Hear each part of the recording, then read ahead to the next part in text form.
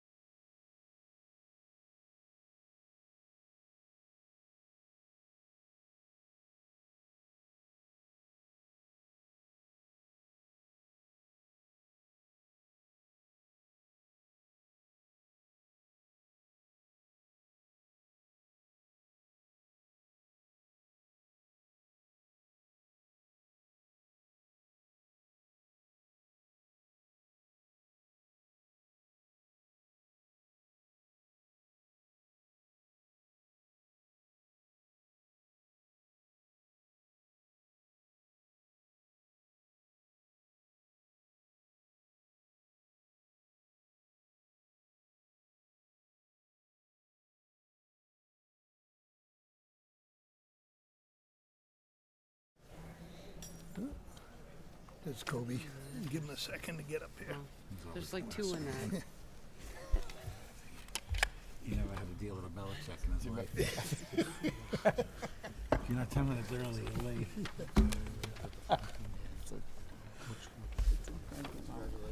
Right. That's how you deal with a Belichick. I like that. Yeah, I mean, I assume it's not. No one to it talk is. to. Hi, Kobe. Hi, Chris.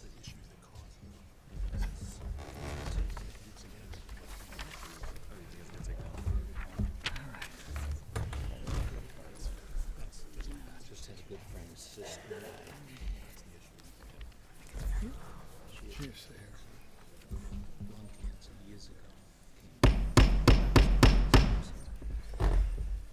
Good evening. Time being shortly after 7 o'clock, I'll call the Wednesday, March 12th Joint Budget Subcommittee listening session to order.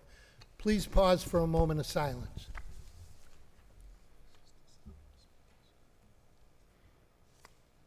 Please stand for the Pledge of Allegiance. I pledge allegiance to the flag of the United States of America and to the republic for which it stands, one nation, under God, indivisible, with liberty and justice for all.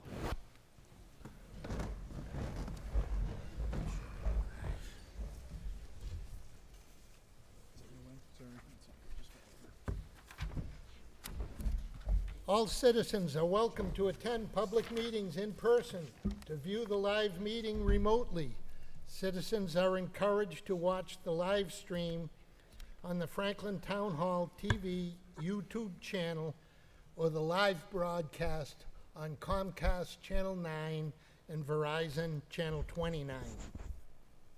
Meetings are also archived by Franklin TV on the Franklin Town Hall TV YouTube channel and shown on repeat again on Comcast Channel 9 and Verizon Channel 29 for those who miss the live meeting.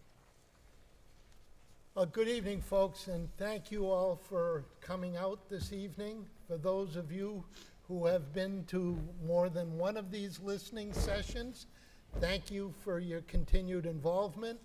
For those of you who are here for the first time, welcome.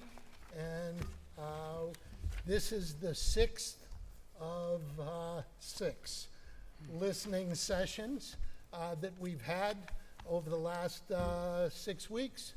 And it's given this joint budget subcommittee an opportunity to hear from as many residents as we could over that time period. We've had listening sessions at the Elks, 2 at the Senior Center, 1 during the morning, 1 at night, Town Hall, where else were we? Town Council Chambers, and now here at the high school. And tonight's is the last one. So what I'm looking for is for individuals that maybe still have questions or have not been and have their first questions, please bring those forward. Those of you who have been here many times and have asked, we're not kind of looking for the same questions, but we're looking for new questions, maybe new statements. Tonight, at the conclusion of the listening session, this committee will vote a recommendation to be made to the, to be sent to the town council. So at some point, I will obviously try and listen to anybody who wants to speak, but it may come to a point where I'll stop the discussion to allow us time to give proper time to the question that this committee will have to formulate at the end of the meeting. So I will apologize in advance if you don't get to ask your question or make your statement, but we'll do our best. There have been 6 of these, so there's been many opportunities. So we'll move right into the agenda. And the first thing we've asked the town administrator and the superintendent of schools to kind of just give a brief update for those of you who are here for the first time, for you to get an update as to where we are, why we're where we are, and what we're looking at moving forward. So I'll start with the town administrator, Jamie. Sure. Thank you, Mr. Chairman, and through the committee, to all the folks here in attendance, and any of the folks that are watching at home. If you go to our town website, I always reference this, franklinma.gov, go to the town budget site. There's an FY26 budget materials webpage. On that webpage, you will see all of the documents relating to the townwide budget as well as the school department. We have everything in chronological order. We have all the joint budget subcommittee YouTube links. We've got it all there. So if folks are at home watching, go to the website. I'm going to reference some materials that have been handed out here tonight. So just go on your phone or go on your iPad or laptop and just take a look and scroll through, and you'll find what we're discussing. So for all of you in the auditorium tonight, I hope you grabbed a couple of the packets that were outside. Number 1 is a memo that I'm going to walk through, but also number 2, there's a citizen discount and exemption sheet that we have also online. Many people ask me about this all the time, so we figured while we're doing these meetings, we'd use this as an opportunity to get the word out about ways that, so if folks are struggling financially in the community to pay the bills, there are a whole series of exemptions and discounts people can apply for. Unfortunately, some of them are baked into state law, so you're going to have to go to the applicable department, but where most people could probably get the best bang for their buck is the town council this year approved a 50% water and sewer and trash and stormwater rebate through the Department of Public Works. We do have a fair amount of people in Franklin who take advantage of that, and thank the DPW and their staff for administrating that.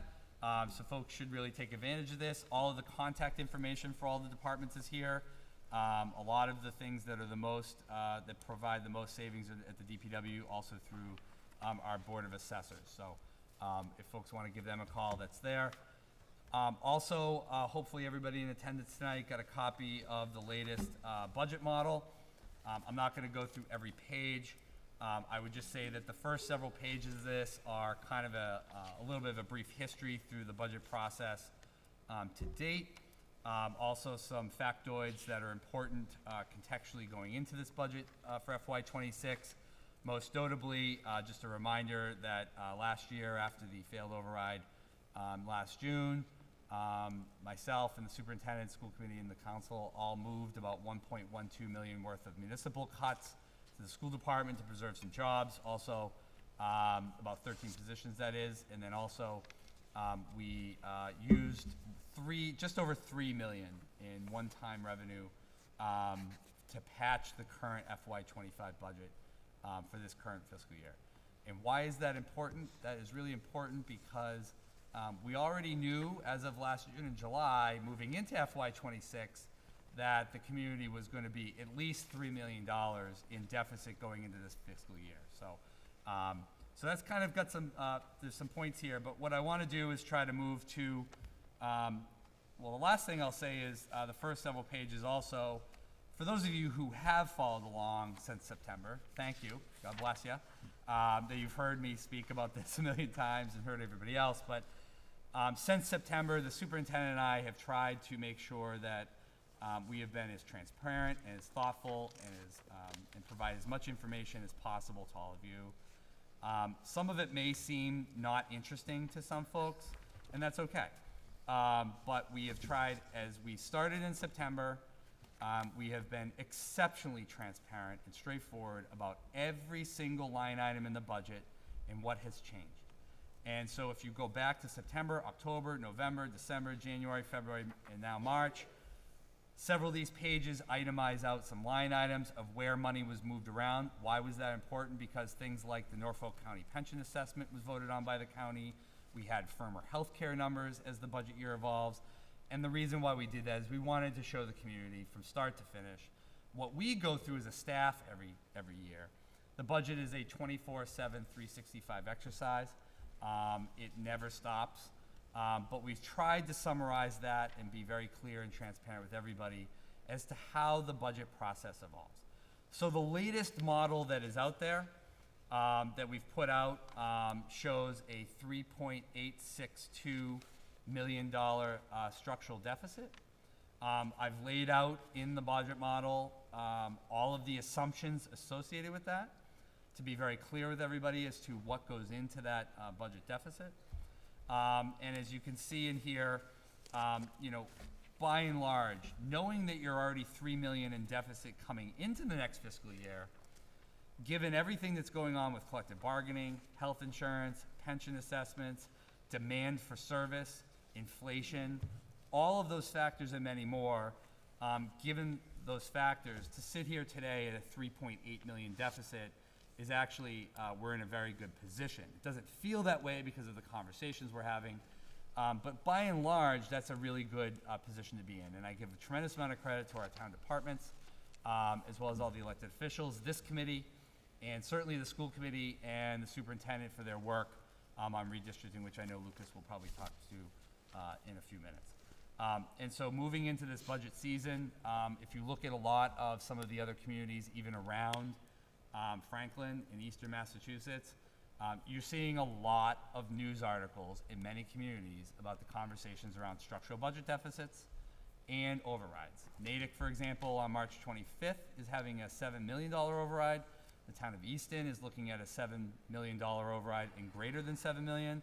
Even the town of Mansfield and smaller communities where it's a $2 or $3 million override, for their budget, that's an enormously big number for the size of a town like Mansfield. And so you're seeing all throughout 495 and eastern Massachusetts, you know, budget deficits for many of the same reasons that we're seeing here. We are not unique.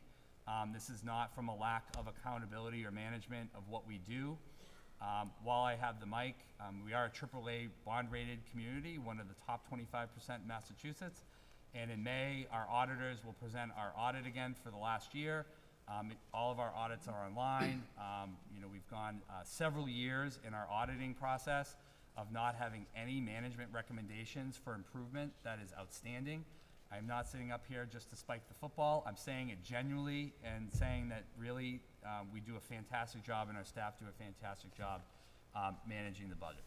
So I've provided two models, a Model A and a Model B, to try to juxtapose for the community exactly what's at stake. I can say after the cuts on the municipal side last year, and certainly the cost pressures, we are now down to the bone. There is no more wiggle room. There's no more space to maneuver.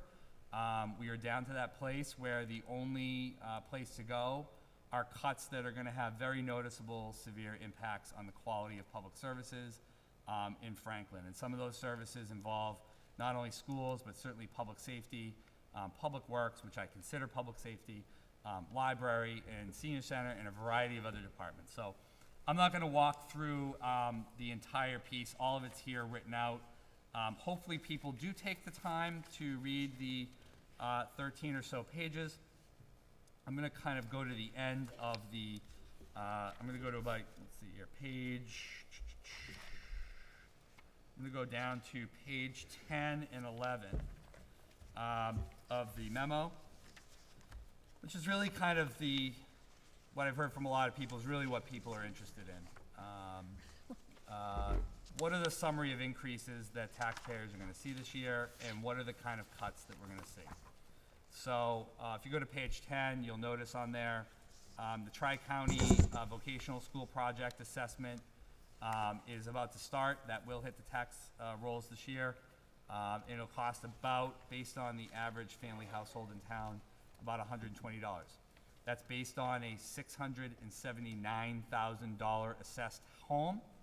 If your house is assessed less than that, you will pay less than $120. If your house is assessed greater than that, you'll be paying a little bit more than $120. If you don't know what your assessment on your house is at all, talk to the Board of Assessors. All of that data is actually on our town website. But also this year, there are some other small cost increases that are laid out in this memo for water and sewer. As many people probably know, a few years ago, the town council did authorize replacement of the 109, might be 110 years old now, 110-year-old sewer pipe that carries 70% of the raw sewage from all residences in town to the Charles River Pollution Control District. The investment they made in 1909 or whatever, 1910 or whatever it was, obviously lasted a very long time. But as a result of the assessment, it's going to see about $62 for the average homeowner this year. 30% of the community is not on public water or public sewer, so if you are on septic, private well, you don't pay into these funds. So the other piece in here is there is a small water increase this year of about $35 based on current usage, and that is to pay for federal and state PFAS mandates, as well as water main replacements. I would say for under $100, while we certainly respect and understand affordability is a big concern, that's also laid out in this memo, and we've heard, obviously, we've all felt the effects of inflation. For less than $100 to be able to replace your town infrastructure for those things, that money is staying local. It's not going to Beacon Hill. It's not going to the federal government. It's staying here and replacing things to keep your drinking water safe, and also be able to allow you literally to continue to flush the toilets. I think what's of most use or most interest to people is on page 11. Not only do I put a little chart in there at the top regarding Tri-County School, but also I try to separate out for folks what the cost of an override would be at $3.8 million, and then also what would be an estimated amount for what I call your baseline Prop 2.5. For those of you who don't know what Prop 2.5 is, there's tons of materials online. I won't dig into it very much, but it was a law passed in 1980 that allows your tax levy in a community to go up 2.5% every year maximum. If you go above that 2.5%, you have to go to the voters for an override. I do not put in estimates 9 months from now to try to estimate what the tax rate or the tax assessed value, the median assessed home will be in town, because obviously if I put that out there and that's not what the case is, then people are going to come back and say, you told us it was this 9 months ago. I cannot project what the tax rate and tax assessment will be. A lot of that is based off market values relative to real estate. Your elected Board of Assessors, if you're wondering about some of this, you can certainly contact them or our assessing department. But to try to just give everybody a ballpark idea of what an override, what your Prop 2.5 increase would be, and what an override would cost. The model, and all the disclaimers are in here too. You know, the model really is trying to show a range for people in town based off the absolute factual FY25 number. So again, at a $679,000 assessed home, the increase that residents in town saw this current fiscal year was an estimated $226 for your baseline Proposition 2.5 increase. That's what people saw in this community this year, based off the certified tax rate from the assessors, the council, and the Commonwealth of Massachusetts verifies that. That is, again, based off a $679,000 home. If your home is assessed less than that, again, can't say it enough, you paid less than that. Your tax increase was less than that if your home was below $269,000. If it was above $679,000, then you would obviously have this year paid a higher amount than that. I've costed out that same number for what a $3.8 million override would cost, and based on FY25 data, you're looking at about a 312 annual increase in property taxes at a $3.8 million increase. There is a calculator that is on the state website that people can go in and crunch their own numbers. We're going to have that calculator up online. And then on page 12, the other thing that most people talk to us on page 12 and 13 is, well, what's at stake? And you can see in Model B, this is a menu. This is not the guaranteed set of cuts. This is just a menu to give everybody an idea. The list here in purple adds up to about $4.25 million, which is greater than the deficit. But I just try to articulate out for folks exactly what those cuts would look like. And I'm sorry for the folks that have been at many of these before. They've heard this several times, but there are people watching at home, and there are residents here that are new tonight that have not heard this yet, so I'm walking through it for everybody's advantage. And you can see on this list, this is not stuff that is trivial. We're looking at, you know, $400,000 worth of cuts that could have been saved during redistricting through our facilities department. But as many people know, who have been paying attention, our facilities department has been significantly depleted since inflation rose at 12% several years ago. And for those of you that don't know, that is mostly school facilities. We have 1.3 million square feet of town facility building we manage. 1 million of that are school buildings, fields, and facilities. So a lot of that cut right there will be cuts to the schools through the town facilities department. And then you look at $250,000 in police and fire potentially each. And then you look at the school budget. I've modeled out a $2.1 million cut. People ask, why is that there? 54% of the entire budget is account 300, which is FPS. And that 2.1 million, rounded up, represents 54% of what that structural deficit is. Again, just modeling this out so people have a very clear idea of what's at stake. You look down below, there's a very detailed chart the DPW has put forward, but you're looking at a $400,000 cut to Public Works. That is not staff or other random things. That is tree trimming, that is roads, that is sidewalk maintenance, that is concrete, stone, things to fix things in town, trail maintenance, beauty and maintenance, contracted services, fuel. There's a whole list on here with recycling cuts. So if you can look on that list and realize that as the snow is melting and you're seeing more potholes out there, there will be fewer and fewer potholes filled. There will be fewer sidewalk improvements made for a variety of reasons. Then you look on here as well, for those of you that don't know what OPEB is, we just did a presentation last week at the council meeting on March 5th. You can learn about OPEB. There'll be a cut to OPEB. There will also be a proposed cut to the library department, which, as the first lending library in the nation, that is the last amount of cuts that can be made before our library is then decertified by the state of Massachusetts, which I can assure you, and for the folks that were on the council years ago that helped get us out of that decertification, that is incredibly embarrassing to be on that list. I can assure you is not something that we are proud of. So you can look on here, there's another $250,000 in municipal non-union staff that may take cuts. That could be at the senior center, that could be staff in the municipal building, that could be staff in planning departments, that could be staff anywhere in our municipal departments where there are non-union staff, where we may have to reduce services. And as I lay out in the memo pretty clearly, I can assure you, we have done everything we can to reform every department. I'm happy to answer questions about those things if people have them. But ultimately, there's not one single staff member that we could let go of that the public would not then see. Our planning department just did a huge master plan with a master plan committee. There's a whole variety of other services throughout the community at the senior center that could take an impact, recreation.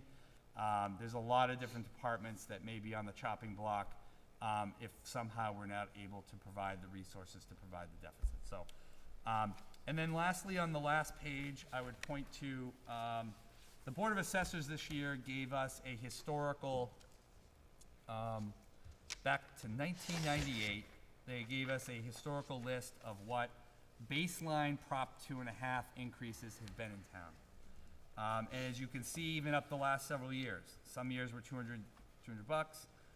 One year was 187, one year was 350, one year was 175. We provided this in recent years so that people could get an idea of what their tax bill may be. If you go over a 40-year average, the average tax bill in Franklin has been $172 a year. And then back to the good old days of the 80s and 90s where taxes went up $57, $94, $72, $75. For those of you that don't realize, and we want to compare to Natick and Needham and some of these other communities, the reason why we don't have the services or the surplus, or at least that buffer zone that we have, is our tax base in Franklin is severely and significantly lower than a lot of those other communities. Our tax base is 80% residential, 20% commercial, so businesses in town pay for a fifth of the tax base, but this gives an idea here for everybody, at least what the historical context has been and how much taxes actually have gone up per year over the last 30 or 40 years. So we thought that would be helpful for people to get an idea just generally what the history has been and also where they may fall moving forward. So that's a little bit of an overview. We also provided a new budget model in there with if we are able to fix the $3.8 million deficit, the proposed amounts in each account are right there on the sheet for people to look at, and we're happy to obviously answer questions that folks may have. So I appreciate everybody listening again. I appreciate everybody that's heard this several times. I know there are some new faces in the room and at home, so I really do appreciate everybody's patience in walking through the model again. Thank you. Thank you, Jamie. Lucas? Okay. Good evening, everyone. My name is Lucas Jagir. I'm the superintendent of Franklin Public Schools. Thank you for those who are returning, who've been at multiple sessions, and those of you who are new, welcome. And I wanted to also give a shout out to my administrative team, where many are in the audience today as well, and other members of our school department are here, I see, throughout the crowd. So thank you to everyone who came.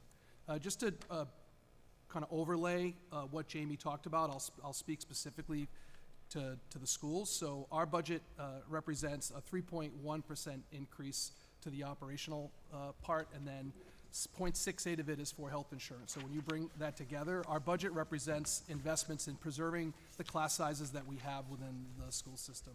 Looking at reductions to our transportation and our athletic fees, which we did raise last year. Just to put context to this, all of you are in the room are aware we had a failed override. It resulted in cuts. It resulted in a lot of work over the summer to infuse additional funding back into the school system through what Jamie just referenced from some of the town decisions to provide that funding. Some of it we were able to apply to restore in the summer, but ultimately it was definitely a painful a time. And as we move into this year, we're looking to try to preserve what we have. So we put a budget together, recommended on January 28th. It was the line by line, which was the budget hearing, was on February 4th. If anyone is looking for this information, if you go to the Franklin website, there's a one-click to the budget, and it will bring you to those documents. The reason I bring this up is because the final vote happened in the second meeting in February on the 11th, which is a move up of our typical timeline as a school department. One of the decisions and through the support and guidance of the school committee was moving up our budget process in order to deliver detailed information in the same window of time where all the other town departments had their budgets put together, so that we could have a discussion with detail and clarity. What became most challenging is the next point, which was around the work that has occurred around the redistricting and the reorganization of our district. At the same time of trying to put together a new budget, we're working with brand new configurations as a school district. So many people, one person asked at one of the listening sessions, can you tell us what steps you've taken to try to reduce the budget or work on optimizing your budget prior to asking the taxpayers for more money? And you may recall, if you are within the schools or have students, children in school, we took a vote. The school committee approved the reorganization of our district, which has resulted in the unification of our 3 middle schools under one roof as one middle school. And then 5 of our elementaries combining to consolidate into 4 elementary schools. It also includes the expansion of our pre-K, which has numbers that are continuing to climb because they're now using classrooms that are in the middle school that they're attached to. So we need that middle school space back because we're putting all 3 middle schools under one roof. So when you start to talk about just the work that we've done and we continue to do, and our whole team, it's a team effort to try to not only build a budget and deliver it in an earlier sequence, but also make a tremendous amount of decisions that have had a variety of impacts on a variety of people in order to position ourselves in the best scenario that we could be in to be at this table tonight. So we've done the hard work of making some really difficult decisions, but ultimately position us to create a more solvent budget and system for our system. It did result in the reduction of over 20 positions, which we've already made that decision on. And ultimately, it avoided the cost of the override of being more than $3.86 million. If you think about if we had made no changes and came back to the table, you'd be looking at, when you think about staffing reductions and health insurance costs and other expenses just related, you'd be looking at another $3 million, for example. So the work that we've done has really been to try to put us in the best position to move forward. And context does matter. I do not want to see us, Jamie talked about bare bones as a district, the reductions that we've made in the summer, and then the decisions that we made to reduce leading into this next fiscal cycle have put us at a very lean, in a position where there's not another place that we can look to. You can go to the line by line, you can see where all of the budget items are allocated. If you want to watch the riveting line by line budget analysis, that's actually good TV. You can go to the February 4th meeting to see the school committee had asked questions. There was details there, and we've tried to put this forth. The danger of not having the funds that we need, a shortfall, which would result in us having to have higher class sizes. We were able to restore 8 positions from the summer that we weren't counting on, but through this reorg, to bring back 8 of those positions and put that into the budget. It would mean that our fee, we had a very detailed discussion last night around fee considerations. This budget baked in some reductions to our transportation and athletic fees, but those are on the table if we aren't able to fund our budget for obvious reasons. And ultimately, it would result in some reductions in other areas within our system. The budget that we put forth, everyone, if we all could have more money, I think we all would advocate to do that. I think the context we're in Franklin, and I'm also speaking not only as a superintendent, I'm speaking as someone who is a former teacher in this district, a former building-based admin, I'm a current parent, I'm a current taxpayer. It's just the context matters, and I just think it's really important as I sit through 6 of these sessions, the coalescing around the idea of keeping our services that we're offering today into tomorrow is priority number 1 from my perspective.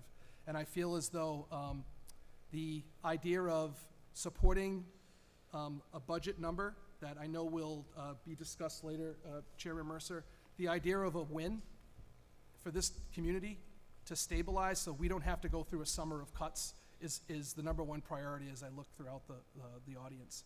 And I would just say to you all, a win today, or not today, but a win in the future that helps us solve the structural deficit is the most important thing I think that we could be asking of this community. And I think I would just add that it would be very detrimental for us to have to go through another series of cuts. We do make up 54% of the budget. We have as much to gain in a win as we have as much to lose in a loss. Does that make sense? Mm-hmm. So I think I would just point that out to everyone here, and that's where my advocacy comes from, is around trying to create stability. We've done the work. We've made very difficult decisions to right-size the district and try to put ourselves in the best position to move forward, knowing that challenges will continue to come. But ultimately, I think I just wanted to point out a couple of those pieces as we try to move forward through this discussion. We're happy to answer any questions, and just thank you for the support during what has been a very challenging time. But I'm optimistic that the way we have been able to kind of come together and work together, I'm hopeful that we can continue that process as we move forward. Thank you. Thank you, Lucas. And Lucas glanced over it a little, but I just want to take, again, the opportunity to thank the school committee, the school department, the administrative team for moving their budget process. That was no easy task, but they moved it up a month and a half to match with the municipal part of the budget, so that it allowed us, as we stated back on September 11th, that we were going to go through this budget process from start to finish, slowly, emphatically, and with actual numbers, the best we could as we move forward. And I think we've done that. I think we've reached out to the community and tried to engage as many as we possibly could through these listening sessions, through the TV models. But I just think it's important to thank not only the school department and their administrative team for moving their budget up, but the town administrative team as well, and department heads for coming along on this ride. And it has been a ride for the last 7 months. But I think it's been a good ride. I think there's been more residents engaged in the budget process than there ever has been, as long as I can remember, in the community. So I thank you all for being engaged and being part of this process as we move forward.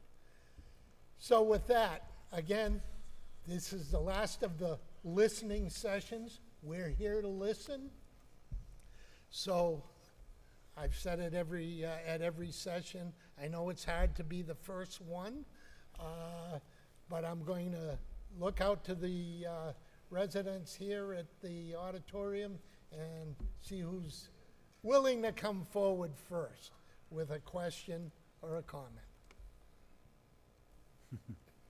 If you would just give your name and address for those of us who don't know who you are. Hi, Sarah Mabardi, Norm Bay Circle, Franklin, Massachusetts. First off, thank you all for your exhaustive and thorough and thoughtful process in this. Question, I am not asking specifics, nor am I asking you to predict the future. Given the current political and economic climate we find ourselves, are there any funds currently coming into Franklin that are at risk or that we are questionable going forward, coming from the state or federal funding across any of the departments? It's a great question. So I'll let the schools speak for the schools. Great question, Sarah. So on the municipal side of things, for police, fire, DPW, library, seniors, et cetera, the town of Franklin does not receive 1 penny from the federal government that is embedded in our town budget. So there is nothing at risk from federal austerity for FY26. That said, we do get grant money that is off budget. Just so we're clear, like some people may say, like, well, what about the New Style project or the Franklin Ridge project, the housing complex up near Panther Way that might start? Some of those are you may have read, and I'm just saying this for clarity, so if people read press releases and stuff, some of those funds are brought forth through federal grants. Grants for the town side, or the municipal side, are off revenue accounts, and they are not in the operating budget, and they are not susceptible to any of these issues that we're talking about here tonight. School, Go ahead, Lucas. the school district receives approximately $1.5 million in federal grant funding. That, at this point, has not been impacted. I know there have been, to your point, news postings, direct quotes from our politicians, but at this point, there has not been an impact. I can't predict what will happen in the future with some of those particular items, and it's, so we're unsure, but at this point, they have not said that they're going to be going away. And I would just add to Lucas's point, there's a lot of information to Sarah's question, I think, in the news that is jarring to a lot of people, that is certainly noteworthy and has all of our attention. But Congress and the House of Representatives just passed a budget for 6 months yesterday that didn't cut anything. They cut $1 billion out of a $3 trillion budget, or whatever it is. They cut $1 billion in kind of earmarks and moved that $1 billion to the military spending. Now that still has to go through the Senate, but I just juxtapose for individuals out there, that federal budget that was approved yesterday in the House is going to go all the way through September 30th. So everything we're hearing about DOGE, there's a lot of conflicting information. So that's like a positive, I think, thing for people to understand as to how it relates on the ground level. Obviously, going into the next fiscal year, past this one, we don't know anything about what's going to happen. So it's a very, very good question. I'm glad that Sarah asked that so that folks here could at least understand the difference between what Lucas and I are seeing versus what you're reading about on an hourly basis of what's happening down in DC. Thank you, Jamie. Lucas. Please. Just name and address, please. Brad Steinka, 12 Maple Tree Lane. I've got 2 questions under benefits, just some background and color. Could you explain why there's such an increase in the healthcare insurance and the retired teachers' health insurance, given the fact that I think I heard during the summation that the staff has been reduced in the school system?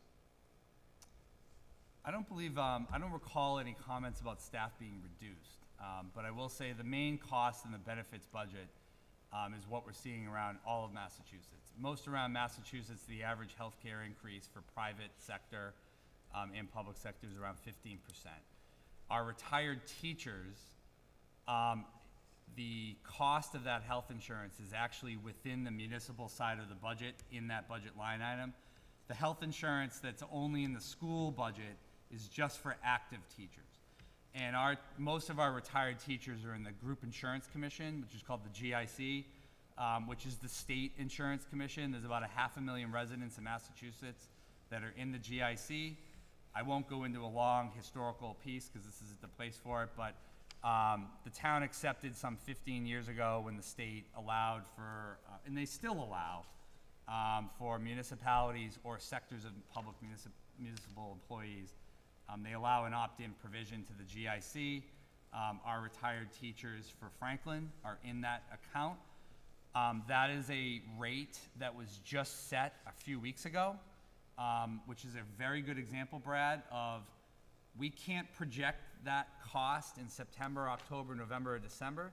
You have to wait for the Group Insurance Commission at the state level to set those rates. This budget does include those new rates, and it also includes the rates for active employees for healthcare. The town, I think I put it in the memo, is about a 14.5% health insurance increase this year, but that is not, while it's very high. And health insurance companies, by the way, we did go out to bid this year. We did go out and do a procurement far and wide to every provider in Massachusetts this year, and not one single healthcare company bid on the town of Franklin. they did what's called decline to quote. And the reason generally is that healthcare and our usage of healthcare as an organization, generally those healthcare organizations lose money on us. And so we're not in a very competitive place. And the main reason is because of high cost claims. And when I mean this sincerely, life or death situations for some people. We did have a very high amount within a 2-month period that by any metric was far greater than we would have ever seen. And consumerism of healthcare in Massachusetts is extremely high. We have urgent care networks all over the place. We have a lot of physicians, and I think, as you know, Brad, and everybody knows, one of the baseline, one of the biggest job markets in Massachusetts, one of our brands, if you will, with education, is also healthcare. So healthcare is by far the most expensive in the country in Massachusetts, and I think that those rates reflect that. So I hope that answers your question at a big picture level, Brad, of why that benefits budget on the town side is a little higher than we'd like. All set, Brett?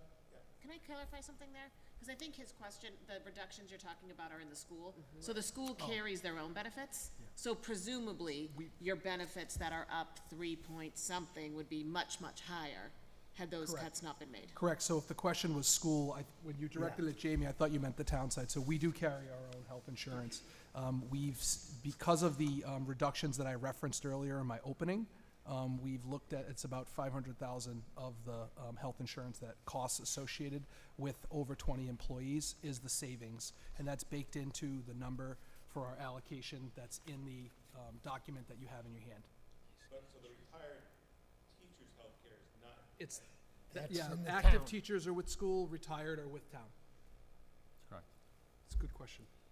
But we all get the same, for active employees, the school employees get the same exact program as the town employees get the same as the schools, so there's no difference in it at all.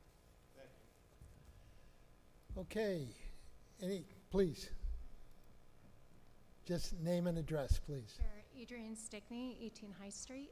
So I've got 2 kiddos that are in the elementary school right now, and one of them has gone from Davis Thayer to Helen Keller to now Washington Street, so we've been on this journey with you. And I just wanted to start by saying I'm so incredibly impressed with the educators in our system.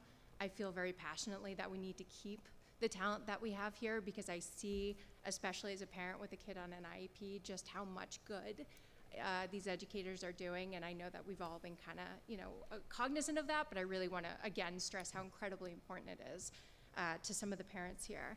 And I've got a couple friends, some of whom are actually in the Horace Mann industry or in the school as teachers. One of them confirmed, and I apologize, this might already be issue 2 on the control sheet, is Horace Mann going to have an update to the roof prior to our students going in there?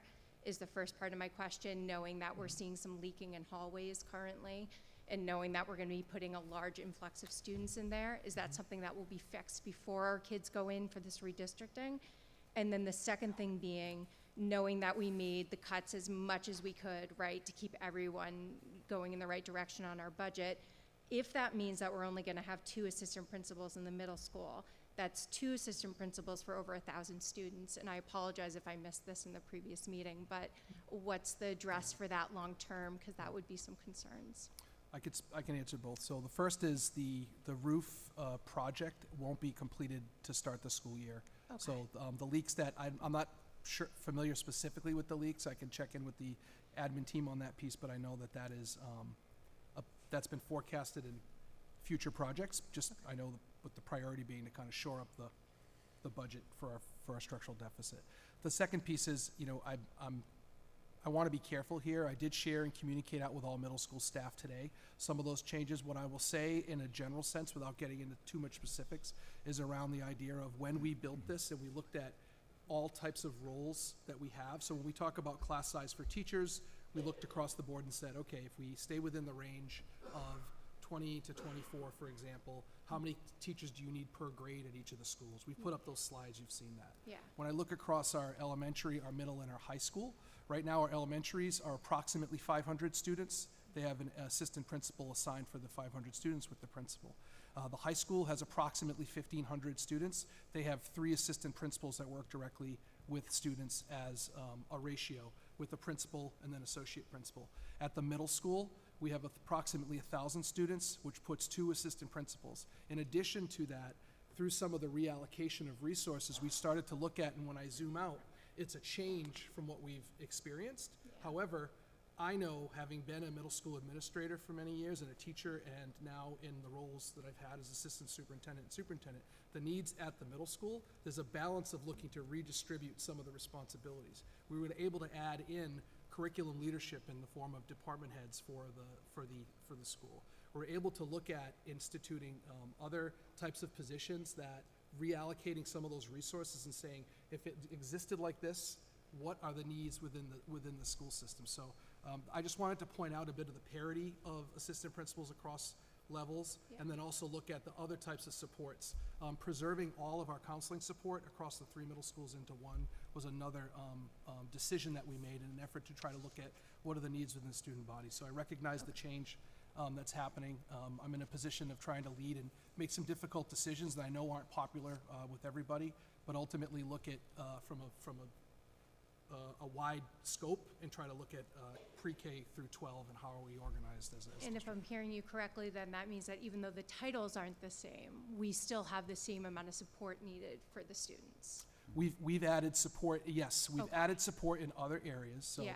And I'm very careful too to, I don't wanna sound rosy, Yeah. and I don't wanna sound defensive. There's like the 2 extremes. And so Yeah. I'm trying to just be factual about how the decisions were made and how we arrived at them. But ultimately, one of the goals was to look at, if we're going to have a middle school that's going to have 3 middle schools converging, Yeah. how do we look at what are all the types of supports that are needed in order to support that type of model? I didn't mention we have an administrator of student services, which is a role there as well that I didn't mention. So Okay. that's a new role that's Yeah. looking at, now that we'll have multiple specialized programs, having a special ed department within the middle school, all under one roof, there was a need to look at that. So that's a different position. It's just not one that we've known over time. So I hope that answers your question. It does. Thank you, Okay, Lucas. you're I welcome. appreciate it. And regarding the roof is, we've labeled it out as one of the next, few major capital projects. One of the reasons why we're in the situation we're in is, costs have obviously gone through the roof. That is not a pun. But they have. I think we're all aware of the difficulties with construction. This is not me opining at all on any political narrative, but tariffs, the on-again, off-again conversation around construction, steel, lumber, around labor, around the conversation even in DC about municipal bonds and taxing those. That's really, really bad for borrowing. Interest rates, maintaining our AAA bond rating. There's a lot of other pieces in there. Our operating budget has not had the capacity to try to deal with these issues within budget. So there may be a borrowing that's needed, but on a project like the roof repair, may not require borrowing depending on how, all these other economic factors have. I will say the $410,000 or so that the town would save on the municipal side from redistricting, which was not included in addressing the deficit, is intended to try to get at replenishing the accounts in the facilities department, which the town, town manages, to try to get at some of these other things. Some water bubblers are broken, locks need to be changed, some small items, but also trying to patch, if there is a leak, dealing with mold remediation at Remington Jefferson until we can get that project going. There are a lot of little things that we can do, but the capacity in that budget has been very challenging. So I think in terms of this conversation, one of the ways that we would be able to try to address some of those issues that you may see if there was a leak, with less revenue in the facilities department, patching those would be more challenging until we're able to find the right conditions to either borrow or provide the cash payment to be able to really fix the entire roof. Thank you. Was patching a pun as well? Yes, Okay. please. This, name and address, please. It's just, Hello, Connor Crossman, 911 Panther Way. I'm a sergeant with the Franklin Police Department. I'm also the president of the Franklin Sergeants Union. I just want to speak to the board and more so the residents of the importance of having a fully staffed police department, I know we're up to lose potentially 3 A bodies. little closer to the mic. Or, yeah, tip it up. Yeah, or bottom. tip it There up. you go. We're up to potentially lose 3 bodies, which I think would just absolutely put the FPD back into a bad direction. First off, I don't want to, this is going to sound like scare tactics. It's not my intention. It's just the reality of policing with lower staff. If we lose 3 bodies, the likelihood that you're policing each shift on minimum manning is going to increase. When guys take vacations, they leave, they go to different departments, they retire. We're onboarding people. It takes a long time to hire people. We're at minimum manning. That means it's the minimum amount of officers that we need to perform every day for the calls of service we have. Day shift, it's 4 officers. Evening shift, it's 5 officers. And on the overnight shift, it's 3 officers. If you think about the overnight shift, the amount of people that we have in town, businesses, hotels, that's insane. If I have 1 call for service as a midnight shift supervisor, and it's a significant call for service, that's an all hands on deck call. That means all 3 officers are tied up on that call. If another significant emergency comes in at that time, you might not get a Franklin Police Department or a Franklin police officer to respond to your emergency. You're getting someone from Medway, Bellingham, or Rentham. Think about where you live and how long it's going to take an officer from that town to get to your house in an emergency. You use a lot of police services between the hours of 9 and 6. You don't just shut the lights off and go to bed. You need more officers on the overnight shift. I think, too, if you lose the officers, you're going to start losing officers to greener pastures. People are just going to flat out start leaving the FPD. I say that because I left my previous department to come to the FPD. Pay was better. There was more opportunity. It's leaps and bounds better than some of the other departments. Most of the FPD were all transfers. We left crappy departments to come here. If we lose officers, you're going to see an increase in overtime shifts, forced ordered hours, so that means you're not working, but we tell you, hey, you have to come to work, and a loss of opportunity in different units in the department. Guys and girls are going to leave to different departments for probably less money if they get ordered less and they don't have to come to work for more days off and they have more opportunities. Again, I'm an example of that, and most of our department is a prime example of that. Just lastly, you should want to keep every single officer that you have in the FPD. I may be biased, but I think our department is the best in the area. The staff that we have is probably the best moral character. They're empathetic. It's a common sense approach at the FPD. They're highly educated, majority of them with bachelor's degrees, master's degree, but also they're highly trained. We do an insane investment in officer training each year, in mental health training, active shooter training, de-escalation training, medical training with the fire department, and also use of force. And that's directly related into the services that you see each and every year. If you look at our use of force statistics over the last 3 years, in 2023, out of the 20 to 30,000 calls for service that we had, or incidents that we had, 13 of those incidents required a use of force. That means we had to wrestle with someone, potentially tase or pepper spray someone. In 2024, we had 4 reported uses of forces. So far this quarter, we haven't had any. That's not because these incidents aren't happening. That's because these officers are so highly trained and they're using the skills and services that they have to have safe outcomes for the calls that we're going to. If we lose the 3, we're going to lose these people. For years now, Franklin, we've been lucky. We've got good quality candidates. We've taken the best. We've poached from other departments. We've had the luxury, when we get a crappy candidate, we can say no to that candidate. We don't want you here in Franklin. I think we've kind of already seen it. The applicants coming here, the number has dwindled. No one wants to come work here knowing that they might be laid off. They might be forced more. They might be ordered into work more. You don't want a warm body for an open position just because you need to fill a spot in policing. Thank you. Thank you, Sergeant.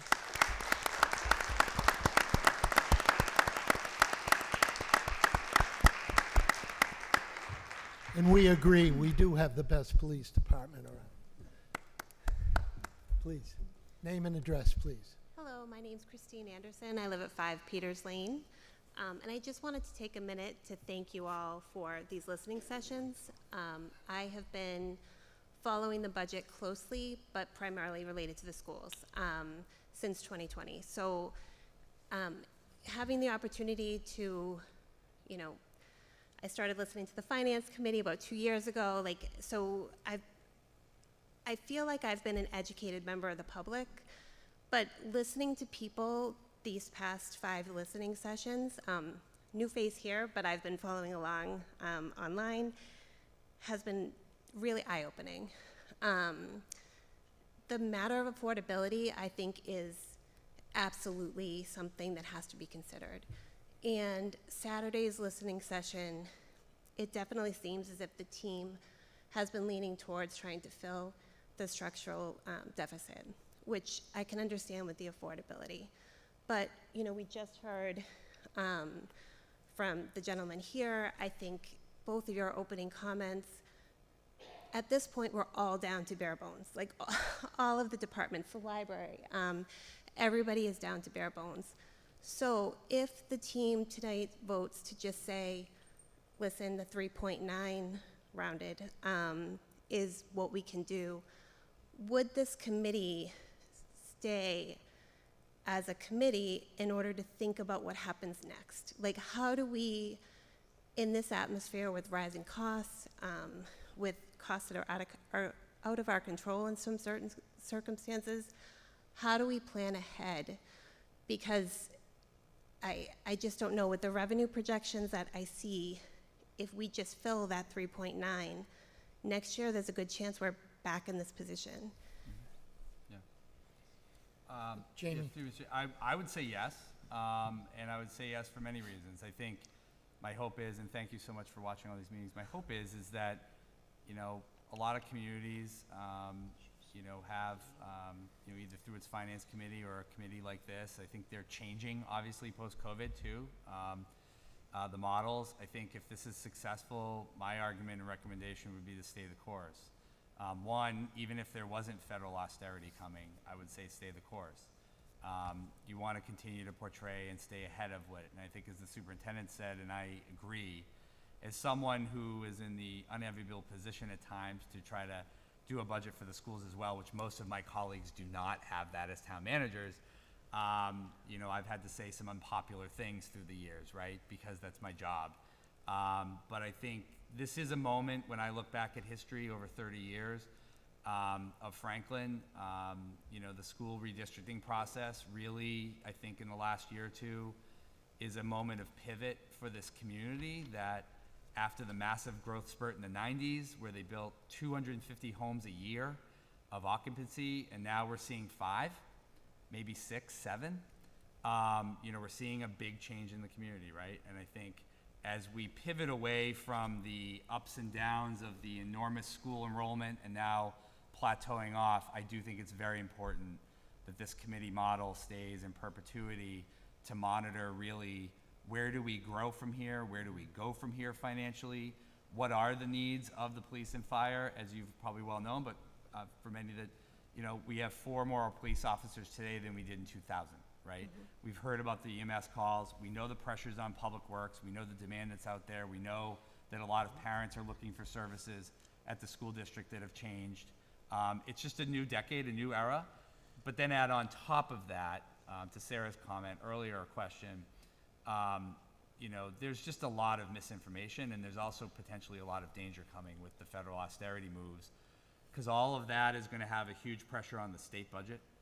The state is not going to come anywhere close to being able to finance what they have in the past or this year. They're going to end up making significant cuts. Mm-hmm. And then that's going to flow down to the local level. So I would absolutely second exactly your suggestion and your comment to stay the course. Thank you. Can I ask a second question? Sure.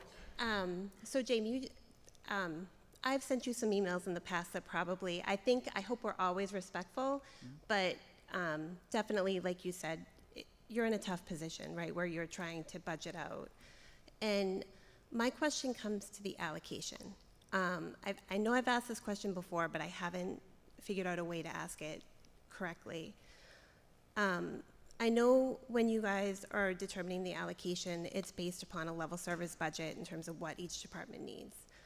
But for some departments, the schools are one of them, but I know you mentioned on Saturday, you have some within your own budget. They're regulated costs that cannot be billed back to people, right? There's no fee that you can give to somebody that has an out-of-district placement.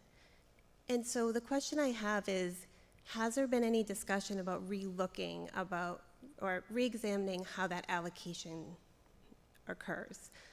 Because personally, it just seemed like, and maybe it's because the schools are 54% of the budget right now, but this pain has been felt across all the departments for so long. But certainly we've seen huge cuts in the schools for at least the 4 to 5 years that I've been paying more attention.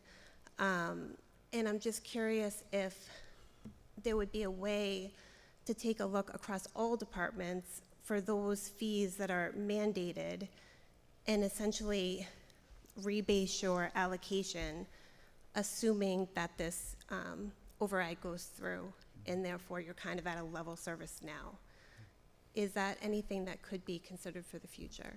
Everybody's least favorite subject is unfunded mandates. Agreed. Yeah. Jamie? To be honest, I don't think the town is really probably there yet. And the main reason why is for a couple reasons. One, public education as an aggregate is actually 70% of the entire town budget, right? So when you compare to other districts, the odd thing here is you really, the town of Franklin actually has almost no real true comparables.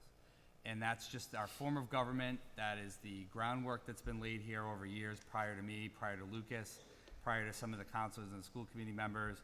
You know, the town does all facilities, right? So all the school money relative to facilities, we have the GICT, you know, I do all the property and casualty, we do the workers' compensation, we do unemployment. So those are normal school costs that would normally in a lot of other towns be in the school budget, okay? And because of our unique form of government and the unique way we actually save a lot through a lot of efficiency, it's challenging to find another school district or another community that you can just say, oh, there's a good comparable. You know, Barnstable maybe, and even them, they have a very different structure where the town doesn't manage all the facilities. So when we look at the allocation, which is your question, I know there's been some discussion from some people about, well, why aren't we 67%, you know, of the budget? Maybe not you, but other people have said, and it's like you are. It's just not in account 300, right? And so it's actually very comparable to a lot of other districts. But also the second part of that is, if I take $1 to give to the schools for whatever unfunded mandate or even a program or another educator or a proposal, that's another $1 away from a municipal department. So ultimately, the tax base in this community has never really kept up with, over the last 20 years, where it should be. Also, the property values in the Needhams and Natics are far higher than they are here. Franklin will be there someday, don't worry about it. I mean, I always say we're in the Needhamization of Franklin, and I say that not out of a joke or out of spite. I mean it sincerely. By 2030, you know, the average home in Franklin will probably be well up around $900,000 for a house, right? Or maybe even $1 million, which gets back to affordability issues, right? There are many in the community that have spoken quietly on the side and at meetings about the unavailability of housing in Franklin. And then we also have a lot of people in Franklin who don't want any development at all. I mean, these are very difficult times to try to referee and split right down the middle how you do that. I would love to say that we could look at the allocation, right? I would love to say that would be easy, we should look at it. And I think if this joint budget subcommittee continues on in the future, I have no doubt that that will be a part of the conversation for sure, right? But it's just not that simple. I think the better way to approach it would be is to look at what the community requests are, what the community demands are. I think with fire and police, for example, you're gonna see call volume trends continue to go up. As those trends go up, is the community gonna invest in those services to be able to do that? I think the schools are now at a pivoting point. Again, and I sincerely mean this, over the last 30 years, it was the fastest growing community in all of New England. And now it's not. We're pretty much built out on a horizontal place. There are a lot of people that don't want to go up. I respect that. That's not a critique. But the master plan was just approved from the master plan committee that has goals in there of where we go. I think if the schools want to add on additional services, programs, if there's other unfunded mandates that come down that they have to do, I think we as a community need to do what is happening here. Everyone's in the room, and we need to support each other. We need to support the schools. Lucas needs to support us, the school committee, vice versa, and do what we've been doing the last year, which is simply communicate, be transparent with the community about what those needs are, why we need them, how much you're gonna have to pay for them, and what's the return on investment from those payments. I think where we get into allocations, sometimes that can be divisive, it can be divided between, because then the library may say, well, they're just taking money away from us to pay for this, or the school, vice versa. And I think the allocation piece, I know we look at other towns and say, well, they're getting that, they're getting this, but I just have to make this, again, to close out. There is really no, in a very positive way too, there's really no other community like Franklin. And the way we have our budget structure and the way we conduct our business is just extraordinarily unique for very good reasons. A lot of communities have 2 facilities directors. They have 2 deputy facilities directors. They have 2 series of trucks. There's a technology department. There are 2 of those. There are 2 deputies. They have 1 software. We have 1 software. The schools have this. The town has this. We're all under the same financial software. We're all under the same permitting software. We're all under the same. So all of that collaboration over the years has actually shed and been of value to the community and saved a lot of money, and sometimes we're victims of our own success on those things. So I think the allocation piece will be brought through the joint budget, hopefully, if this group wants to prioritize that after there's an election coming up, but after that, I think that this is the right way to go, and I think this is the perfect time to keep this committee going, especially at a moment for the school district where they're really pivoting to look not backward, but forward. And also, some of those cuts that people talk about in the past were because of enrollment-based reductions. Yes, they were cuts, but they really weren't. A lot of them were also reductions to the schools because of declining enrollment. But now we're not there anymore. We're actually here today in 2025, and I think we can all look forward instead of backward and say, what other services do we need, and how do we convince the taxpayers to finance that? I hope that kind of gets to your question. Can I just piggyback on that? Sure. Just on that Sure, point? go ahead, Lucas. Just around, I think where as a district, I feel as though we have been reeling a bit. So when I'm thinking about what Sergeant Crossman brought up around retention and recruitment and just instability, and I think the idea of, I would argue we have the best school system in the state as well, and I think we are really, we have some strong educators, leaders, administrators, director, right down the line. And I feel as though we have been reeling a bit based on a lot of things. So as we've made very difficult decisions to try to do what other departments have done, where we've actually tried to look at our system and say, hey, how do we set up a system where we can be solvent and try to build out? We've done that through the district reorganization. I think what I'm feeling like, I feel like we're in the ring. Last year we got punched, we're staggering back, and we're like trying to get our footing so that we can then come back with a strategy of how are we going to move forward. And we also need to let the chips settle a bit on the decisions we made around the reorg, getting folks teachers in the spaces that they'll be teaching in and working in, and really seeing where are the successes, where are the challenges, and where do we need to make adjustments. Because I think a healthy school district and a healthy organization needs to be monitoring what's working and what's not, and what's the best, in our world, it's academic return on investment. But the idea of that concept, and I think those are all part of it. And I do want to support your point around the percentage of allocation. When I think about a district like, I don't want to use a district in case I'm wrong, but I'm thinking of one in my head right now, and the superintendent there, in their budget, they do have their facilities, they have their custodians. So when you look at their budget, the percentage is higher because those are allocated in. It's very similar to the conversations we had at one of the joint sessions was around healthcare and the percentage. And what we did is we broke it down and said, okay, if that's what the community is asking for clarity on, 3.1% is part of the operational, but 6.68 of it is health insurance because we carry it. The other option is to just shift it to the town, but ultimately the amount of time and resources and bandwidth just to illustrate that point, I feel as though as long as we name it and kind of have, now we have an apples to apples comparison for where that was important to other people, to people in the town, to try to break that down, and we're trying to provide as much transparency as possible. So I appreciate your question as well, and thank you for your continued support. Brad Steinke, 12 Maple Tree Lane. What I'm about to ask is not going to be a popular request, Jamie, but I see in your Model B, you're talking about reducing staff in various areas. Do you have at your fingertips what a salary freeze would look like for this coming fiscal year? You mean like for all? All employees? For the municipal side, if you did a salary freeze, it would save probably about, just this pure salary freeze, of course, contractual obligations I can't add into that, right? Right. But just for the municipal side, it would be about $600,000. And But I'm I assuming the think salary, yeah. the increase in salary would also hit benefits as well, correct? No. Medicare payments and Nope. stuff like that? No? Nope. Just if you well, you asked about a salary freeze. So if Yeah. you just do just a pure salary freeze, and it's a good question, Brad. It's not one that you should feel is. It is unpopular, by the way. Yeah, I know it's But, unpopular, but but I've lived through it in the private sector. It is unpopular, but But I've had to go through it in the private sector many times. well, but I would say this, and I it's a great question, and I think I know why you're asking it too.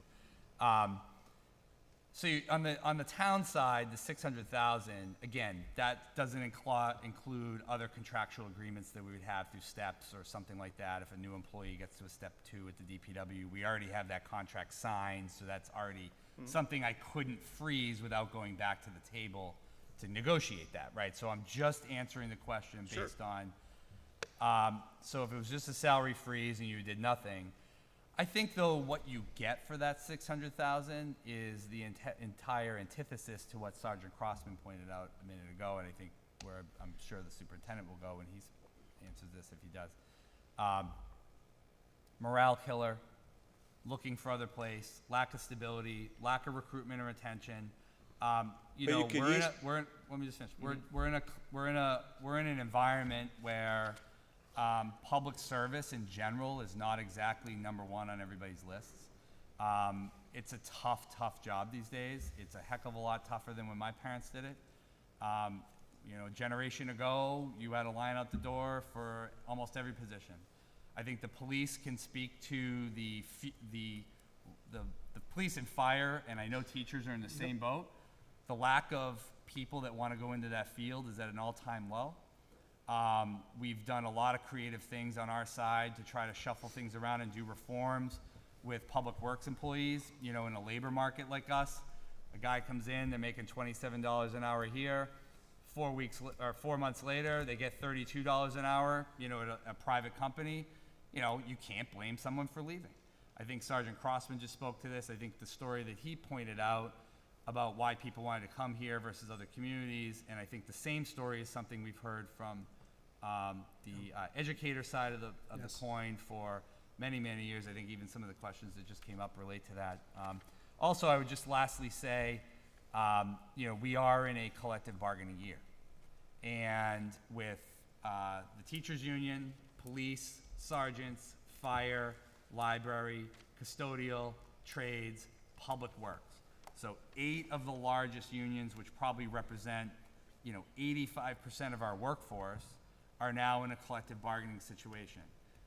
It is almost, I would say, I would have a better chance of getting struck with lightning 5 times in the same place than trying to get in a salary freeze. If I were to do just a salary freeze for just non-union on the municipal side, right? You're looking at maybe under 6 digits, under $100,000. So at that point, you're like, well, then why would you do that? Yeah. And so, you know, I'm just trying to give you the 4 corners of the puzzle, Brad. You can take the sting out by offering additional paid time off as well. Right. But Well, I mean, yeah, I mean, those are, yeah, I mean, you know, those are other ideas, but that there's a cost increase to that as well, Brad. Name and address, please. Hi, Kristen Masha, 14 High Street. I have a first grader who loves school, so whatever you're doing, I know morale is low. I'm also an educator in the surrounding district, so whatever you're doing for the teachers to help them make school enjoyable for the students, you know, it really goes to them. They're doing it because they love their job, not what's kind of happening to them. I have 3 questions. One is, why are we considering reducing fees for transportation and the fees if we're also looking at reducing staff? So we did reduce staff as a result of the reorganization. So those were not budgeted, so I want to be clear, and that's a great question for clarity. The positions that we've reduced leading into building this budget were a result of consolidating 3 middle schools under one roof, and then the 5 elementaries under 4 roofs, respectively. That's the first part. The second part was the fee increases that we put in. We increased multiple sports up to $1,000, as you're aware, with no cap. And one of the pieces that we tried to look at was, first, let's restore 8 positions that we had cut, that we weren't able to restore with the the funding that was provided over the summer. But there were 8 key positions that we included to try to bring back as part of this reorg, right, as we reallocated FTE positions. So that's one piece. The second piece that you asked about was about the reductions was around saying to folks, one piece of feedback I received over and over was keeping a fee at $1,000 with no cap, and then asking people to come to the table at average household of $312 with no reduction to some of those larger fees was part of the decision that we made and I recommended in trying to bring forth a budget that had brought us back into what is the market value for some of the fees. We had a discussion last night. You could watch that on YouTube, Franklin TV, to see the discussion around that. We had some fee considerations, but that was part of it, was trying to get back into where should the fees lie and where should they be in comparison to surrounding towns, similar type programs that offer the same amount. And when we talk about transportation, it's not returning back to 2024, but it's trying to get it back into what we know. And the work that Dr. Rogers and Ms. Malati did to try to look at that analysis, that was part of the budget that we had built in our recommendation. It was like saying to someone, can you pay an override amount, and then we're not going to change your fees, and we're going to keep it at $1,000 a kid. If you had 2 kids playing football or hockey or whatever, you'd be paying $2,000, and we have some people paying $3,000 this year for sports. Right. So I have 2 other questions. One is, if the override fails, what are the impacts on student-facing versus administrative staff? So if the override fails, we would be looking at reductions across roles, okay? The first, we would experience higher class sizes. So if we made reductions, I'll start with our teaching layout. If we made reductions to some of our teachers, that would result in higher class averages across schools. We haven't identified where those would be at this point, but So you don't know which level, elementary, middle, or high school, the staff would be reduced? I need a little more time. We will provide more information. I'm sensitive to. That's fine. No. Okay, so that's part. The other piece is those 8 restored positions would be on the table as well. Fees coming down would be on the table. For no reduction to fees, we keep what we have, right?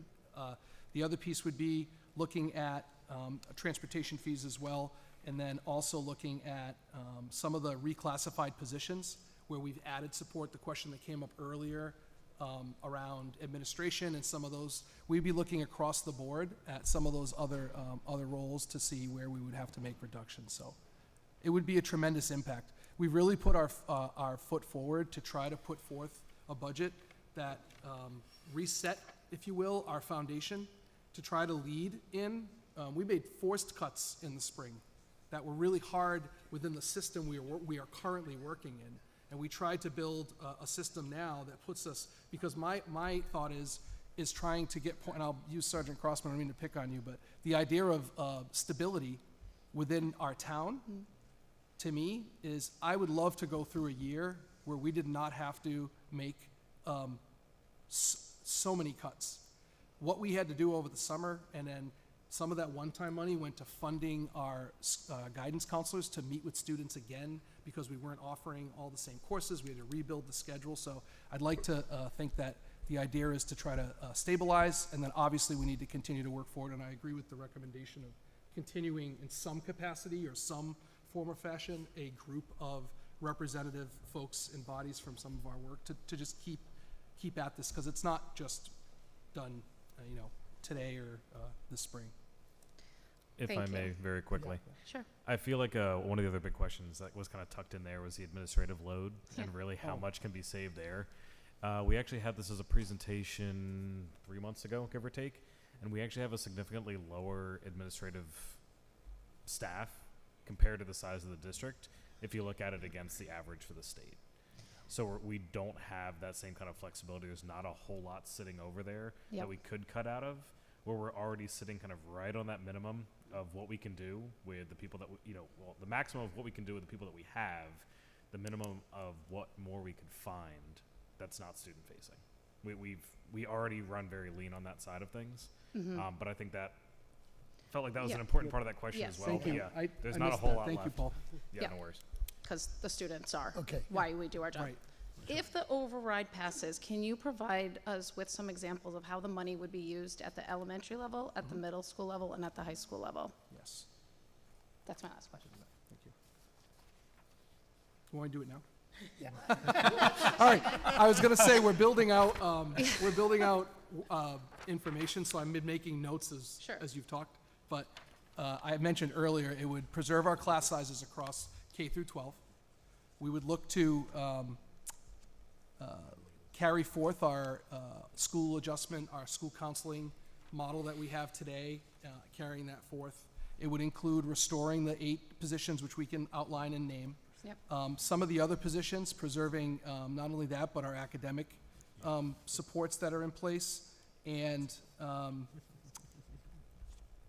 we talked a little bit about fees already. So we're preparing to put out more and more detailed information, but ultimately this would be an investment in really trying to stabilize where we're at.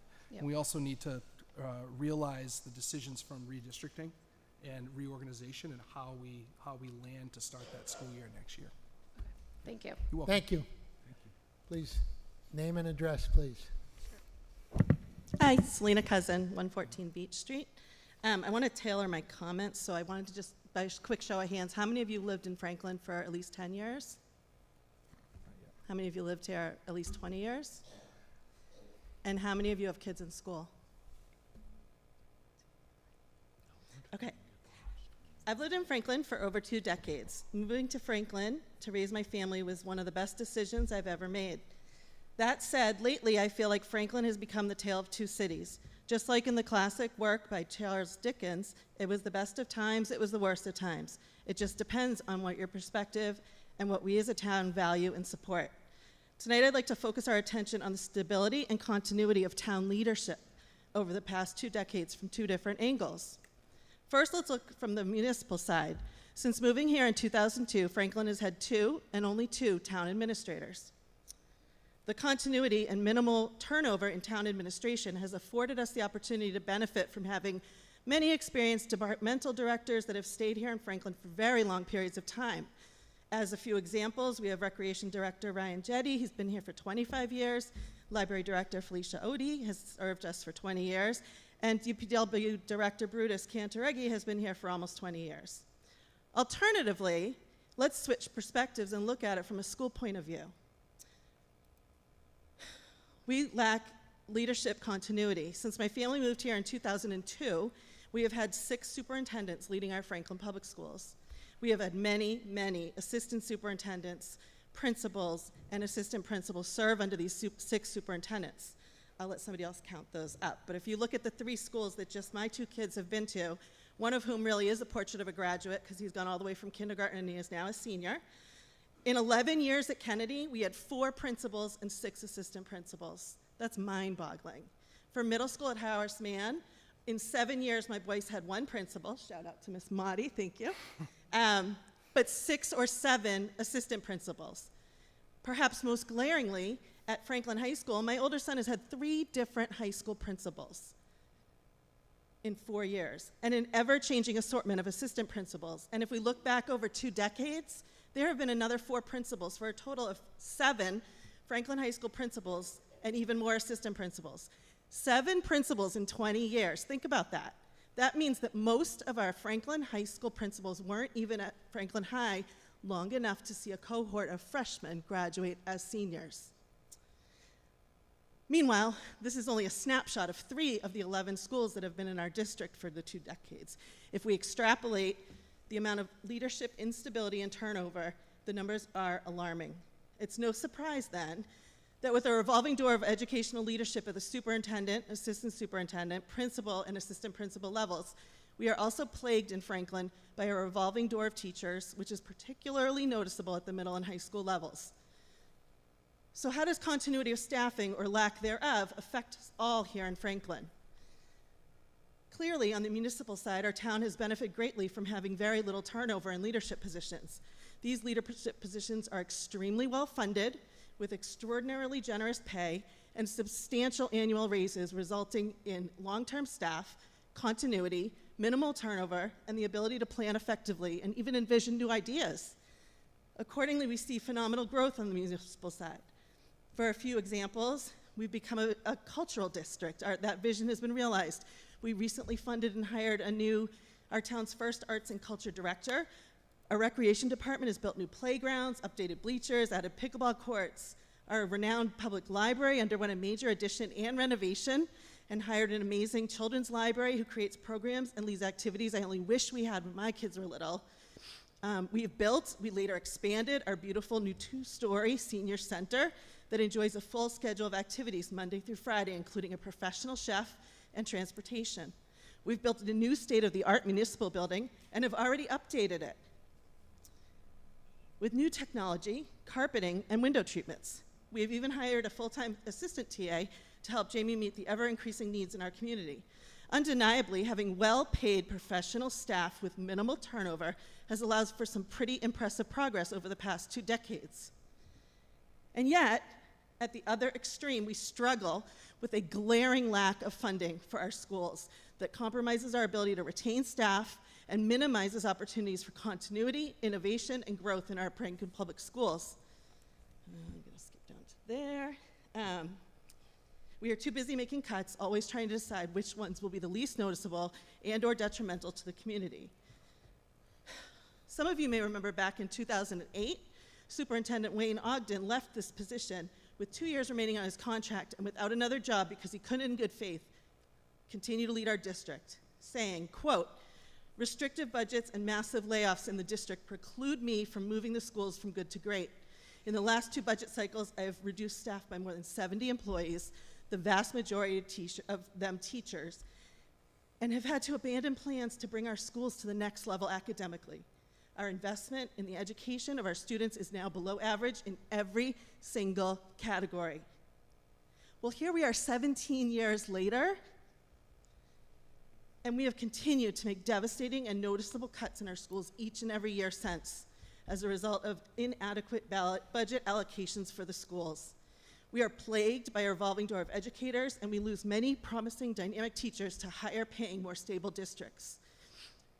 We have cut our elementary and middle school foreign language programs, despite all the research that says the earlier the better when it comes to learning foreign languages. We have eliminated options like Latin, electives, and AP courses at Franklin High.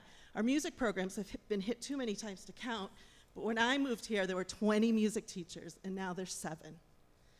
We had band in the elementary schools. That was pretty cool. We have cut our theater director, the entire theater department at Franklin High School.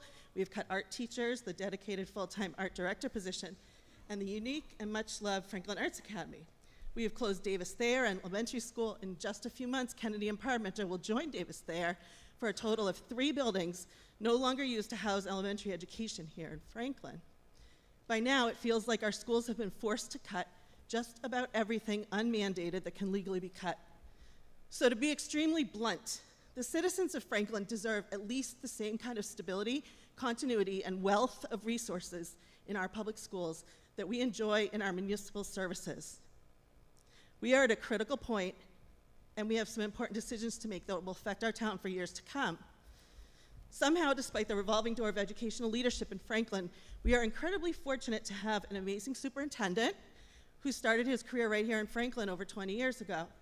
Lucas is knowledgeable, experienced, well-liked, and respected, caring, visionary, and totally committed to the town of Franklin. He really is all in. He lives in town, pays taxes in town, sends his kids to our schools, knows the community inside out, and is committed to helping Franklin Public Schools succeed.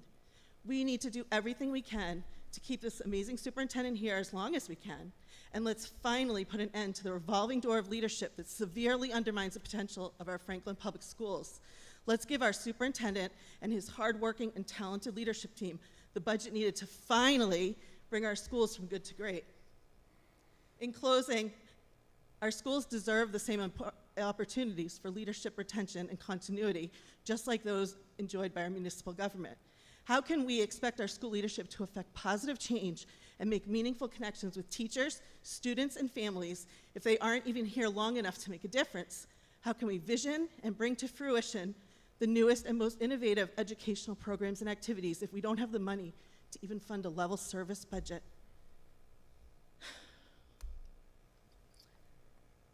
How do we pay our town administrator, wonderful as he is, one of the highest salaries of any TA in the entire state, even higher than the mayor of Boston, while we begrudgingly give minimal raises, if any, to our educators? Right now, we're a good enough school district, but we have the potential to be great, even one of the very best districts in Massachusetts, if we as a town decide to properly fund our schools. Our students and our families and our educators deserve better. Let's commit to a significant override and fully funding and supporting our educators and our education programs, just like we do for municipal town employees and services. Because really, who wants to be known as the town that has great municipal services but deteriorating public schools? It's been said that education is our greatest opportunity to give an irrevocable gift to the next generation. Let's all finally commit to fully funding our public schools and see just how amazing our town, our entire town, can really be. Thank you.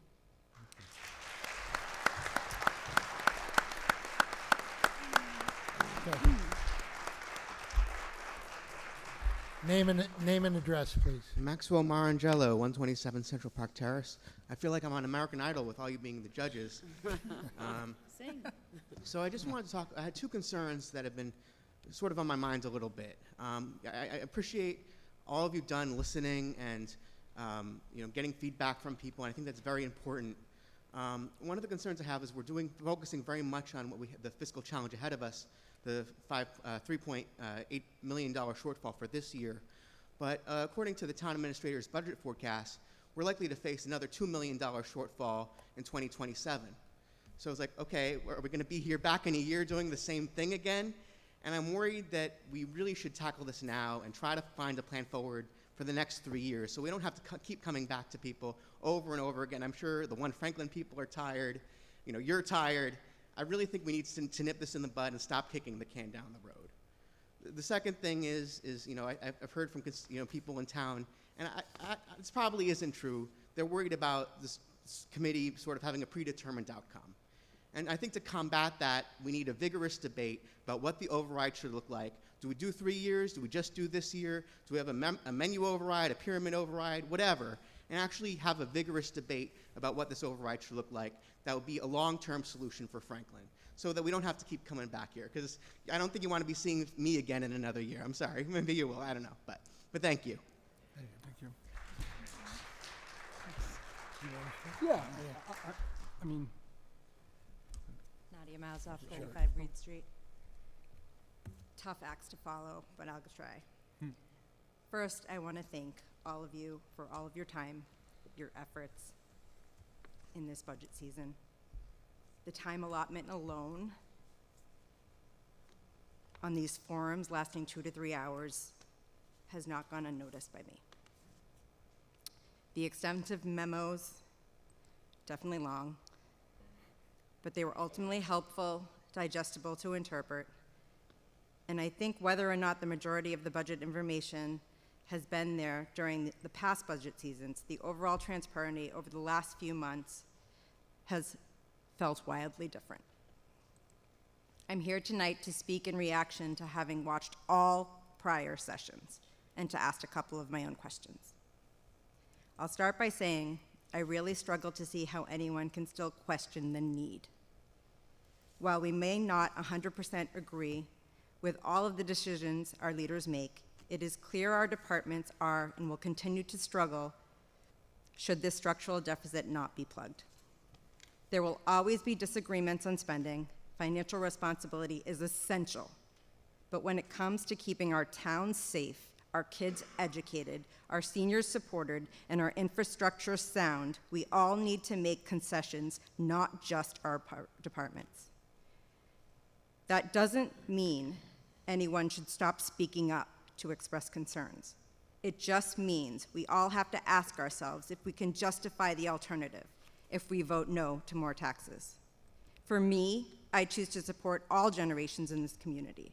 I choose to support our police and fire so no unnecessary risk is added to our constituents. I choose to support proper funding for our already strained schools so that our educators and children can thrive as the world only becomes more challenging to navigate. I choose to support our infrastructure so that our town can maintain itself. I don't support our departments being strained and understaffed. I recognize the struggles caused by inflation, insurance hikes, state mandates, debt exclusions, and the trade-off that higher property values also come with a higher tax bill. However, I also recognize that our departments often have little control over many of these variables. The reality is this town has not had an operational override in 17 years, and unfortunately, it's caught up to us. I'll admit, 12 years ago when I moved here, one of the considerations was the benefit of a lower tax bill. To the community members who feel this town is getting too crowded, while this rate still looks appealing to those just looking at numbers. While I appreciate the lower rate, the cost benefit is no longer working in our favor. I'm actually amazed this community was able to do a heck of a job making it work for so long, but that doesn't change the reality of what we now need to fix. For me, it is clear that the number to plug our structural deficit is 3.8 million and some change. It has been encouraging to see many municipal departments express their support, which has not been transparent in the past. It is imperative that the departments in the community understand that if one department is struggling, they all are. And unity to ensure stability is non-negotiable. Ideally, I would love to cease the annual tug-of-war between the departments in perpetuity. This comment stems my next. At each forum, there has been a various group of community members who have expressed their support and desire to get ahead of it, or the general thought that why settle for level if we value Franklin and want to continue to secure its success. That said, should there be an override, what does our ballot question look like? 3.8 million seems to be the number to satisfy level service across all departments this year. However, that number doesn't seem to address any need for more. I have two questions for this committee. One, do you feel confident that the 3.8 million will stabilize our departments at a minimum of level service for any duration longer than a year or two? Two, if not, would it make sense to consider a pyramid override approach? For those who are unaware, this would allow the opportunity for the community to vote for two override amounts.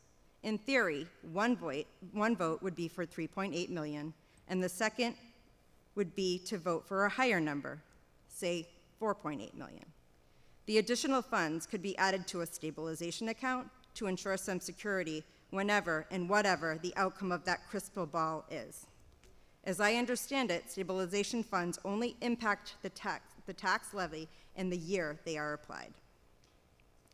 I certainly don't want to overstep on your deliberations, but I feel strongly that there is a quieter population that is entrenched in the day-to-day mental traffic, some of who are paying some of the highest tax bills in this town for subpar educational services, amongst others. This population, along with members of our middle class or even our lower class populations who prefer not to feel the pinch of private school tuitions or high fees, want this hurdle resolved and for more than a year or two. Respectfully, I have very little confidence that an override number of 3.8 million will achieve this, and again, I ask you all to ask yourselves if you do. I also don't foresee a successful future override in the near future, especially with a foreseeable debt exclusion surfacing. I compassionately understand the struggle to get the number right for the majority. But unless we actually give our town the option to decide what the right number is, we are selling ourselves and our departments short. While I appreciate the complexity matters, I don't find this ask confusing or overwhelming to even a disengaged community member. I hope that you all can collaborate and deliberate over my suggestion. I think it is the most encompassing way for the town can allow for the community to decide how they want to support our town by not shortchanging anyone's vote and allowing them to pick their number or no number. I will end by saying I passionately want the schools supported during their transition process and feel it is critical for success. The school department has taken drastic hits over the years, and the families and students have bared and continue to bear the grunt of it all. The current administration has made unprecedented efforts to triage, patch, strategize, and implement initiatives to ensure a better path forward, all while being doubted and interrogated. It is time for this town to get behind them 100%. This override decision lies in the community's hands, not a committee's, and a 2-option override amount would be a clear demonstration that you all are undeniably for the support, stability, and the overall betterment of this town. Thank you.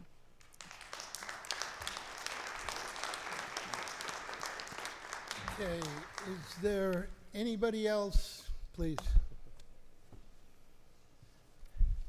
We're winding down here time-wise. I could sense that, so I figured this was the moment.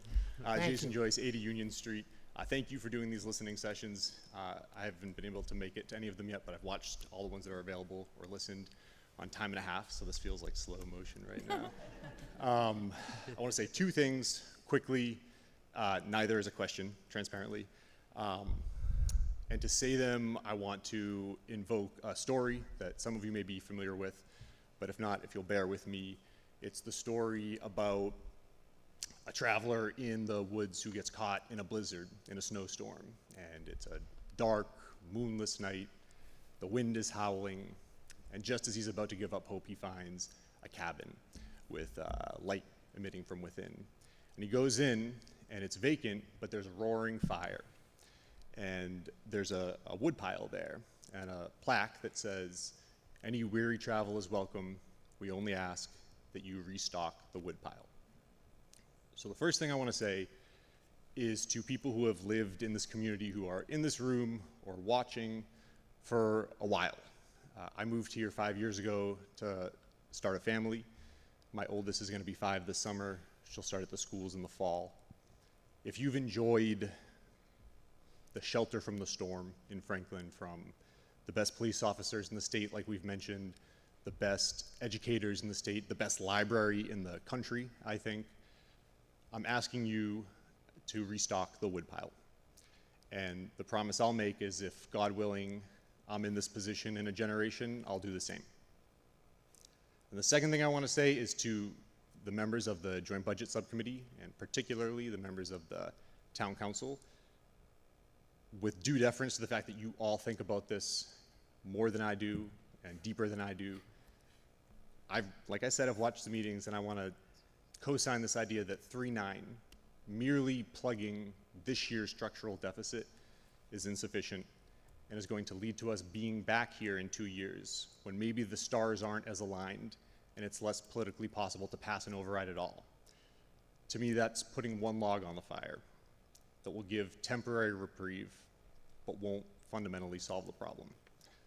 So I ask, for the sake of our public services, our public safety, and our public schools, please restock the woodpile. Thank you. Please. Last 2. Perfect. 1, 2. Hi, my name is Brenna Johnson, and I live at 218 Oak Street. This is my home. I'm an art teacher here at the high school. And I just wanted to, in listening in some of the comments, I want to echo a little bit of what our colleagues in the police force have said.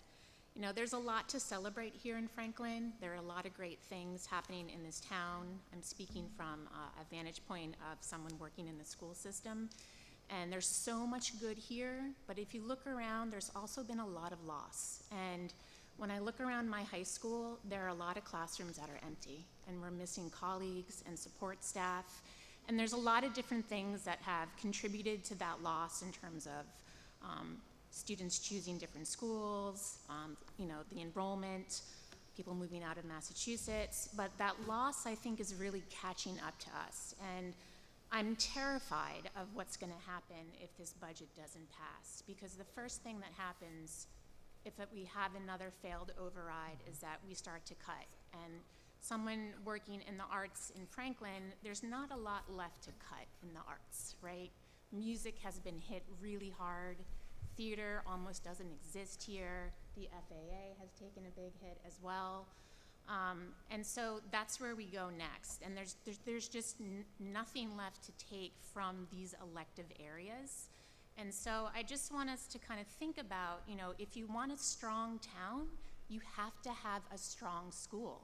That's the heart of a community. It's happening in our schools, you know, moves out into all different facets of the town. And so I just want to make a comment that we really need to maintain what we have and bring stability back to the school system, because we've hemorrhaged a lot, and I'm not sure if we can survive another summer of going through and, you know, having students rethink about their schedules and spending a summer. We're already building for next year. We're already in the process where students are registering for classes. And to ask our guidance counselors to come back again, and our administrative teams here and here, and do that work again for a second summer in a row, I think we're gonna lose a lot of important people in this town and in our schools. And I just want Franklin and the taxpayers of in Franklin to really consider this decision, because I think what could happen if this budget doesn't pass is gonna be catastrophic. Thank you. Can I just kind of comment? Sure. Just to kind of, thank you, Brenna. Before you just start, I wanted to address a couple of comments. One, Max, you brought up not wanting to come back to the table, and no one wants to come back to a table on a budget discussion like this, right? In that regard. I'm going to tie it to Brenna's point around another failed override is a reality that I professionally never want to have to go through again, to look at what it took and the amount of work and the emotion. The technical aspect was its own bear, but the adaptable side and the emotional side of having to cut people. So I'm highly interested in something that can be successful and add a layer of stability at a time where it's been very unstable. So the same reasons that the police talked about stability, I would just wanted to point out the two connections there. And if I was told today that I had to continue this work to keep doing it, but it was based on having a past override, we can't predict the future into multiple years out. I understand that sentiment too, and I really appreciate the amount of support from people who have come out for our town, for the school, in those regards. I wanted to bring up, Celia, you brought up around the high school admin, for example, and the number of years they've been in administrative roles, and I just didn't want to have it land and be driving home tonight in my truck going, you know, I should have said something. But when I look around this room of I was scanning them as you talked, and I'm thinking back when I was teaching here in 2003, I'm looking around the room and I'm looking at folks who've been in this district, not as admin, but have been working here for many years. So I see Dr. Weber, I see Mrs. Klein, I see Ms. Reed, I see Ms. Soulard, and I see Mr. Walsh. I don't know, Mike, how many years have you been teaching in Franklin? 27, okay. And then I look at Evan Chelman, Amy Harvey, Carrie Savage. When did you start? What year? 29. Okay, 29. And as I just scanned the room, I just wanted to say it on behalf of that team that although they haven't been in an admin role, and I know my own children are at the high school, so they've had different assistant principals, we have staff, and I know I'm scanning, I'm missing Miss Wasick's here, Miss Motti, who she and I worked together at Annie Sullivan. She was a team chair, I was the assistant principal. Mr. Williams and Ms. Morrison were teachers. So I'm just pointing out that there are a lot of people who have stayed within the district and grown into admin roles. So it's not to refute your point, but I just felt I owed it to, I'm missing people in the crowd. I'm seeing Mrs. Morano over there, there's a lot. You need But, glasses. What's that? So you need your glasses. I need glasses to read the writing at this point, but anyway, I just would point out that there are a lot of people who have grown within the district and are working and leading in different capacities. And some are raising their children here, some have been here for many years. So I wanted to just point out that piece. The last piece was, I think it'll be very important for the community to tune in on March 25th. Dr. Weber and her team and Mr. Williams and his team are going to share an update on things from their perspective with regard to schools and what do we know about updates for reorg, for course selection and whatnot. I think that will be a very good presentation. I don't want to set too many expectations, Maria, but the idea being, I think there's a discussion around enrollment and budget. I think, Jamie, you hit on a little bit of enrollment decline. There are two things at play. There are budget decisions where we've made reductions due to budget, but there are also decisions around enrollment. So just for clarity, it wouldn't be fair for me to say that the same number of people that I taught with at Annie Sullivan Middle School in 2004, when we had 600 students, if we're down to 320 students, to say that we've lost people, some of it's cuts because of budget, but there are enrollment-based decisions based on the number of kids. So I feel like the more clarity that we can provide on that will help us hone in on exactly where were programmatic cuts made versus budget cuts, because I think there's programmatic cuts that we should identify. And the last piece is, I'll say that, and I mentioned this earlier today, was around the visioning for Franklin Public Schools as we move forward. I know that I haven't been put in this position to solely focus on restoring everything that's been cut over 20 years, but actually how are we visioning for the future to support the needs of the students today? Some of that includes things we've lost over time, but that also, we should have an eye towards not just trying, I don't think I was hired to just focus on anything we've ever had, but what are the needs today? And I'm excited about some of the work happening that we talk a lot about pre-K through 8 and the reorg, but the work happening at the high school, at the stages they're at, to look at the innovative pathways and trying to align some of this work, I think is really important as we look to the future as well. So I just wanted to point out a couple of those pieces because I think they're important to share as we move forward. And I do agree too, maybe I'm just, my own perspective on this is around trying to really, whatever is decided, and I think, Tom, I'll use your quote, the most that will pass is like the magic number. The idea of trying to coalesce around some shared agreement on what we can afford to pass to gain some stability is really important, because I think we've seen when we've put forth a number that was larger and the result of that, and I just don't want to see us go back to that. And I know that the intention here is around supporting schools and trying to, and the town, but some of the comments that were made, I appreciate and also support, but ultimately want to make sure that we can land a plane and then not go through what my team and I have had to go through every year since I've been leading in this role around some of those cuts. And I know that that's a reality that we're trying to move away from with some of the decisions we made. Thank you. Thank you, Lucas. Okay, last one, name and address, please. Hi, I'm Jess Ohm. I live at 46 Dale Street. I have 2 kids, 1 in K and 1 in 4th grade, headed off to Washington Elementary next year. So first of all, I just want to echo all of the thank yous. Thank you for your time. Thank you for your listening during these JBSC meetings. I feel like they've almost been a part-time job, and I've only gone to 3 out of the 6. And As I've do watched, we. What was that? As do we. Yes, I'm sure. So thank you. I think it's been very helpful. So we keep talking about a 3.9, I'm rounding, I get it, it's 3.862. Like, can we just like use the rules of rounding? $3.9 million structural deficit. I just want to make it clear, a structural deficit is different from an override amount. They don't have to match.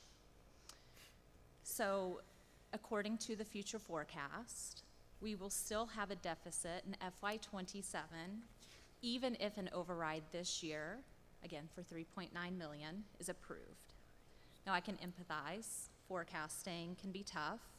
I've been there, I've done that, I lived that life for almost 15 years, and now I'm a nurse, not living in Excel anymore, so, and I don't miss it.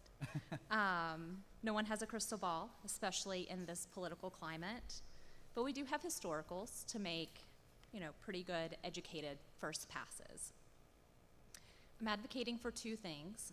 I advocate that we place an override number on the ballot that is closer to at least a 3-year structural deficit so that we aren't going through this process again in the near future. And I completely hear we're afraid of the number maybe not afraid.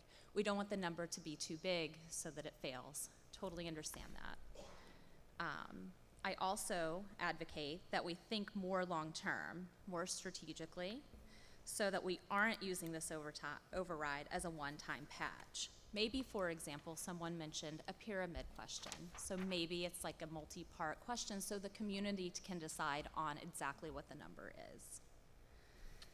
A $3.9 million override, I think I already said this, is a one-year patch. It doesn't address future deficits. So my question, how will we handle FY27's deficit even if a $3.9 million override were to be passed this year?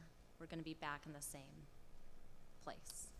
Thank you. So, yeah, thank you, Mr. Chairman. So, great points to the folks that have brought up the pyramid questions and stuff. You know, I understand exactly where it's coming from. Do I think we're going to be in the same situation in FY27? Yeah, possibly. Well, it's not a fact. It's not 100% guaranteed. If you'd asked me that when we started this in the fall, you know, I put out some numbers, and most of that number that's being referenced is based on the Norfolk County pension assessment. I walked the community through this. I put out all the models. But a majority of that money, and the reason why I haven't put out another forecast is because I believe to some degree that number is a large number based on a decision by the Norfolk County pension system about the amortization of the pension system and the assumptions that they had used in their actuarial, last fall. I think I've talked about this. I don't want this to turn into a pension, a retirement pension board tutorial or 101. We did talk about this. I put out all the materials earlier. But I think then once outside of that and healthcare and maybe collective bargaining, then we have discretionary funding, and that's really a community decision about, do we want more police officers? Do you want more programs in the schools? Do you want to restore foreign language that was lost years ago? Those are discretionary choices. Those are issues, in my view, at least my professional opinion, that have to be marinated throughout the community and discussed, just like we've discussed the structural deficit over the last year. If I were to rinse and repeat this process, I would say, geez, we should be having those discussions about what that menu of choices are and what those things are the community wants. I think some people in the community would reject some of those ideas. And I think they would reject them because they may not be able to afford them. They don't want to prioritize them. Yes, some people may not have kids in the schools, but even people that don't have kids in the schools still are supporting the override. I hope we put that to rest at the senior center a few weeks ago, where there were dozens of residents in that room. There were veterans at the Veterans Coffee the next day on March 5th that told us they're fully in favor of it. They get it. So these urban myths of they don't do that because they don't have children or whatever it is just really not true at all. But I think it's about respect. I think it's about trust. I think it's about communication. I think it's about transparency. I think one of the things I hope the community learned over the last year is that when you engage, when you communicate, when you get out there, and yes, it's exhausting to all the folks that came up here earlier, it feels like a full-time job. But in my experience doing this for 27 years and doing a lot of political campaigns and doing a lot with political science, this is actually how you build a coalition, this is how you build consensus, and this is actually how you give a pathway to victory. This has not always been the case in Franklin. How much a year ago did people hear, we don't do those things here in Franklin. Overrides are blasphemous. We don't pass those here. We're 1 for 12. We don't do that. Norwood, several years ago, same thing. We don't do those things in Norwood. The mayor of Medford, who Councilor Hamlin and I had the distinct honor and pleasure to hear at the MMA conference, Medford doesn't pass overrides. We don't do those here. We don't even talk about them, let alone, pass them, right? And so I think one of the things that I would point out to everybody is, when you get together, when you connect, when you all talk to one another, when you have coffees with each other, when you get off social media together, and you get in the same room and you feel each other out and you become friends and you talk to each other about your experiences, you actually then learn you have exponentially way more in common than you don't. If you're going to leave it to social media and discuss, presidential elections, yeah, then we can become fragmented and become angry and disappointed with how we are. But actually, when you get in the room together and you talk to one another, you actually have so much more in common. And I think, as someone said at the joint budget meeting, I think it was Colleen on Saturday, you know, in terms of our ecosystem, I think analogy, you know, we all relate to one another in some sort of way. And I think we've heard those stories this year about the impact from teachers that have had the libraries provided an incredible impact to teachers, and the teachers have had an incredible impact to the firefighters and police officers and our municipal staff and the superintendent, myself, and on and on and on and on. I think one of the things that I would say is, you know, I'm not the final decision maker on all these things. But what I'd like to point out is what has happened over the last year is something that I've been hoping that would happen since I ever got to Franklin 10 years ago. Is that when I took this job over in 2019, I did a 2 or 3 part series in the Milford Daily News saying that we were in a $3 to $5 million structural budget deficit 7 years ago. And it's been hard. We've had delays, that whole thing with COVID and stuff like that. And we've all been able to be creative and get through this. But right now we're at a point where I can safely say in my 10 years here, and I just saw Jeff Nutting actually in a parking lot outside a restaurant getting a bite to eat. You know, and he's been here 22 years, as some of the speakers mentioned before. You know, I haven't seen this kind of cross-pollination among everybody, you know, in my decade in Franklin. And it's been really wonderful to see over the last couple of months, to see people really come together and really appreciate one another, work together, communicate with one another. And, you know, a couple budget meetings ago, I said to Tom and Lucas and Mel and probably some others, you know, I could kind of finally start to see people speaking to one another, not me, not him, not anyone up here, but all of you out there. And I think the question of 4.8, 5.8, 6.8, whatever number you want to throw, I think if you want that, you have to go out and talk with one another and forget almost about us. We're giving you the forum for that. But hopefully there's been a roadmap provided to this community about how you do this, how you create a better situation for yourselves to be able to be victorious and to deliver those services that people want. Are we ready for that? I'm not so sure, because I think after the failed override last year, there's certainly been our own trials and tribulations of being able to connect, but I think over the last several months that's been able to happen.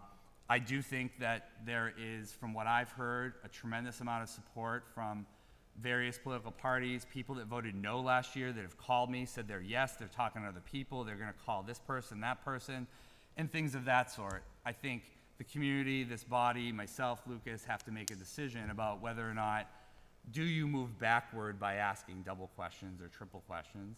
This question did come up, by the way, at the first Joint Budget Subcommittee meeting about whether or not we should have 8 overrides. Maybe each department should have its own one. And I suggested, well, but you know, it was a question that was asked that is a very good question, because the town of Orleans did that last year. And there are other communities that do that. They make those choices. But that was something that Orleans went through together like this, made that decision, and oh, by the way, all of those overrides passed. They could have done one, but they did 7 or 8, and they all still passed. You know, I think that I said at that meeting, I don't think that's a good idea. And the reason why I didn't think that was a good idea is because I wasn't sure if the unification between all the stakeholders in the community would be there. That was my professional opinion, not making the final decision. And kind of wrapping up, I guess, it's hard to really look at people that bring forward an idea to the microphone that I actually do believe, you know, is a worthy concept. When people come forward and they bring up an idea of a pyramid override, or we don't want to come back here next year, the year after, 2 years after, I'm with this guy. I don't. I've already done this a lot. And so do I want to? No. I know that I will if we need it. But I also think and would say to the community, you've built so much to get to this point tonight. You have to ask yourselves, doing multiple questions, is that the pathway to victory moving forward? Because the stakes now are not in a Hail Mary situation. Last June was a Hail Mary toss. It was a very, very narrow time frame by any political metric, and it was worth the chance. It lost by just 1%. It was close. The ball was dropped in the end zone. You lost by a point. That's the way the cookie crumbles sometimes in politics. But all of the work that this group, the council, the school committee, the superintendent has done on redistricting, You've built a really strong foundation to rebuild the foundation of the home and to fix the roof. Do you want to ask for the interior design as well at the same time? And how that community may respond to that is unclear. I'm not somebody that can answer that question in the affirmative. I think there is a risk that some of what you've built may be in jeopardy. I think some of what has been built has been that way. I would shudder to think on June whatever that Lucas and I are at the polls at 8:15. And if you were to risk that Hail Mary attempt again and the ball drops and people don't feel that the trust or the transparency or the work that was built and you lose by a point again, I can tell you from being in the room before on losing campaigns, that will truly be 10 times more miserable than you felt last June. Because then what's going to turn around right after that is what's on this page. You're going to lose the shift of cops. You may lose the shift of firefighters. You're going to lose the road work. And I'll close out by saying, in 2014, I wrote to somebody earlier about this, there was so many complaints in Franklin about road work and side work that there was somewhat of a consensus to put a $1 million override on the ballot in 2014. And my predecessor, Jeff, and the DPW director, there was a lot of positive energy. You know, $1 million, it's only going to cost people, $80. Hey, I think we can do that. It's a pretty good idea. And it was such a good idea that the town council decided at the last minute, well, let's do $1.5 million, right? Let's just, hey, this is a great idea. Yeah, there seems to be like a lot of support in the community. Let's just up it to another $500,000. And I'll remind the folks that weren't around then, that override failed almost 2-1. And I know that I can speak for the DPW director and many of the counselors, like Councilor DeLorco, Mercer, Pellegri, that came on the council just after that. We've never, ever come back on our road and infrastructure work from that override loss. And once you have that loss, it's hard for voters to say, hey, we voted. Well, why are you going to put one on again the next year, right? And as you can see in the model, we're still struggling on infrastructure 10 years later. I would be very nervous and very scared to be sitting there after an override this year with Lucas and myself as professionals and even thinking about what FY 27, 28, 29 would look like if you don't have a victory on even the rounded up 3.9. And I'm a rounder too, Jeff, so my finance staff does. If you didn't have that, somehow, I think the gut feeling in your gut would feel a lot worse. So I just leave you with that. Thank you. Thank you, Jamie. Okay. At this point, actually, Jamie already did his. I'm just going to ask Jamie and Lucas for some closing thoughts, and then I'm going to go to the committee, and I'm going to ask each committee member for their thoughts. I'll give you one thing. Okay, you need one thing. I'll give you that in a second. And we'll go through each committee member and get their thoughts after having gone through 6 of these listening sessions. Then we will talk about and discuss on how we move forward, what we move forward with to, again, just so everybody understands, this body is only making a recommendation to the council. The town council has the final decision on the amount, the date, the question. All of that comes under the jurisdiction of the town council. But I look at this joint budget subcommittee that we've been going for 7 months. And I would hope that they would at least hear what we had to say. And I'm sure they're all listening, some are here, for sure. So, Jamie, you have one closing thought? Thank you. My closing thought is, I've been here, this is my 10th year in Franklin, my 7th as town administrator. I would just point people to the takeaway for me over the last several months has been, I've never seen our team stronger. I've never seen the collaboration better or higher. I've never seen a situation where 20 some odd department heads, some of them are over here, signed a letter in support of not only the threat to this deficit, but also the unity among all of the town staff. I've seen it among the town staff and the school folks. I've been in bargaining this year on every single time for the schools. I think the relationships that we've all built have been strong. This gentleman to my left has been here, I think, 3 years now, 2.5 years. Obviously coming into this situation a few years ago, admittingly, and some of it's my job to do. I was tough on this guy. And I've been tough on the school committee. And I think that the thing I've taken away over the last 8 or 9 months, particularly in light of the loss in June, I've been extraordinarily impressed with how much everybody has come together on both the school staff, the superintendent, the school committee, the council, and all of our town staff, many of which have come out to all 6 of these, listening themselves. I implore people to look at the department head's letter and not just read the 1 or 2 sentences that bother people, but really look at the 4 or 5 pages and read it.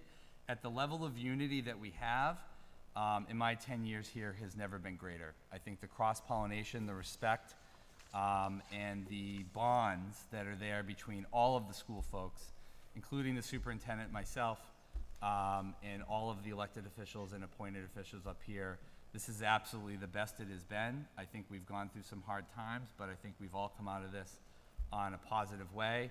And I really believe, and I think others will speak to it, I'm sure as well, I've started to feel, you know, the level of unity among all of the folks in this room at an absolute high. So that has been an incredible takeaway. It's been great to be a part of, and I'm very grateful for all of the town and school staff and all the elected officials for their incredible hard work and their ability to come together, sit up here on the stage, present us as one. And I really do believe that in the last 5 years since COVID, which obviously changed the world and disrupted every single life in this room and everybody watching at home, to be in a position 5 years later to the week when COVID really started, to be in this position of unity and collaboration and spirit together is really something that's very special. And I hope the community can carry this on from tonight on through the rest of the spring. So I appreciate everybody's hard work and appreciate your patience in listening to the comments. Thank you. Thank you, Jamie. Lucas. I'll keep my remarks brief. I just wanted to say and be very clear that this budget that we've all put together and put out, there's no wants, there's only needs. And a failed override would be devastating to our programs across the board from all departments. So with that in mind, I do want to thank this experience. I had some trepidation around how these listening sessions would go. I made this remark at one of them, I think at the Jefferson one, where I've just been impressed with the in-person public conversation, questions, concerns, and the manner in which folks have really engaged in this process. I think it's been a really good example of kind of civic community discussions around really difficult topics where people are coming at this from a variety of viewpoints. So I just wanted to say that out loud and say thank you for your engagement, and that's it. So thank you very much. Thank you, Lucas.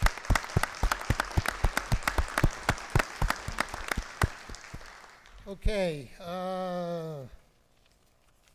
Chairman of the Finance Committee, George Conley. That's me. That's you. I can't see on both sides, so I'm going to use my list. We get lousy TV ratings on cable on our meetings, so I'll tell who I am. I'm a lifelong resident for 78 years, so I qualify a little bit as the fixed income type person, the ones that maybe hurt the most. I figured out what it's going to do on oh, by the way, I've lived on 47 Marvin Avenue, 579 Pond Street, 7 Sherman Avenue, and I have a future home at 175 Beaver Street. It's only about 225 square feet. It's St. Mary's Cemetery if you are keeping track. I hope you got a discount, George. I did the calculations on my house. We're under the average house, 603,000 roughly. The cost of this on my house is 81 cents a day. 81 cents a day. And I said the last time, you can make that up by buying locally on your coffee instead of at Starbucks. You know, the difference in a week, you can make up the month's worth. So it's, and $75 a quarter on my monthly bill. A bit of a plug for the Finance Committee. We have a group of people. Natalie is a CFO or COO. We have exceptionally knowledgeable people on the committee now. They ask the right questions. Come April, we'll have 2 meetings at the end of April. I don't remember the dates, they're on the town calendar, and 1 in May, in which every single line of every single budget, in schools, police, fire, DPW, library, everybody comes in and tells us about their budget. I've adopted the mantra that was Ronald Reagan's, trust but verify. We're the people who verify it. So when you see Chief McLaughlin's budget, or Chief Lynch, or Mike D'Angelo's budget, they explain it to us, and we try to verify it. And over the years, I think we've done it in a good job. I personally trust the leadership of both the town and the schools. Far more than, I've been on the committee, I think 13 years now. I trust this leadership group more than any I have in the past. And that's a lot to say. Trust, but verify.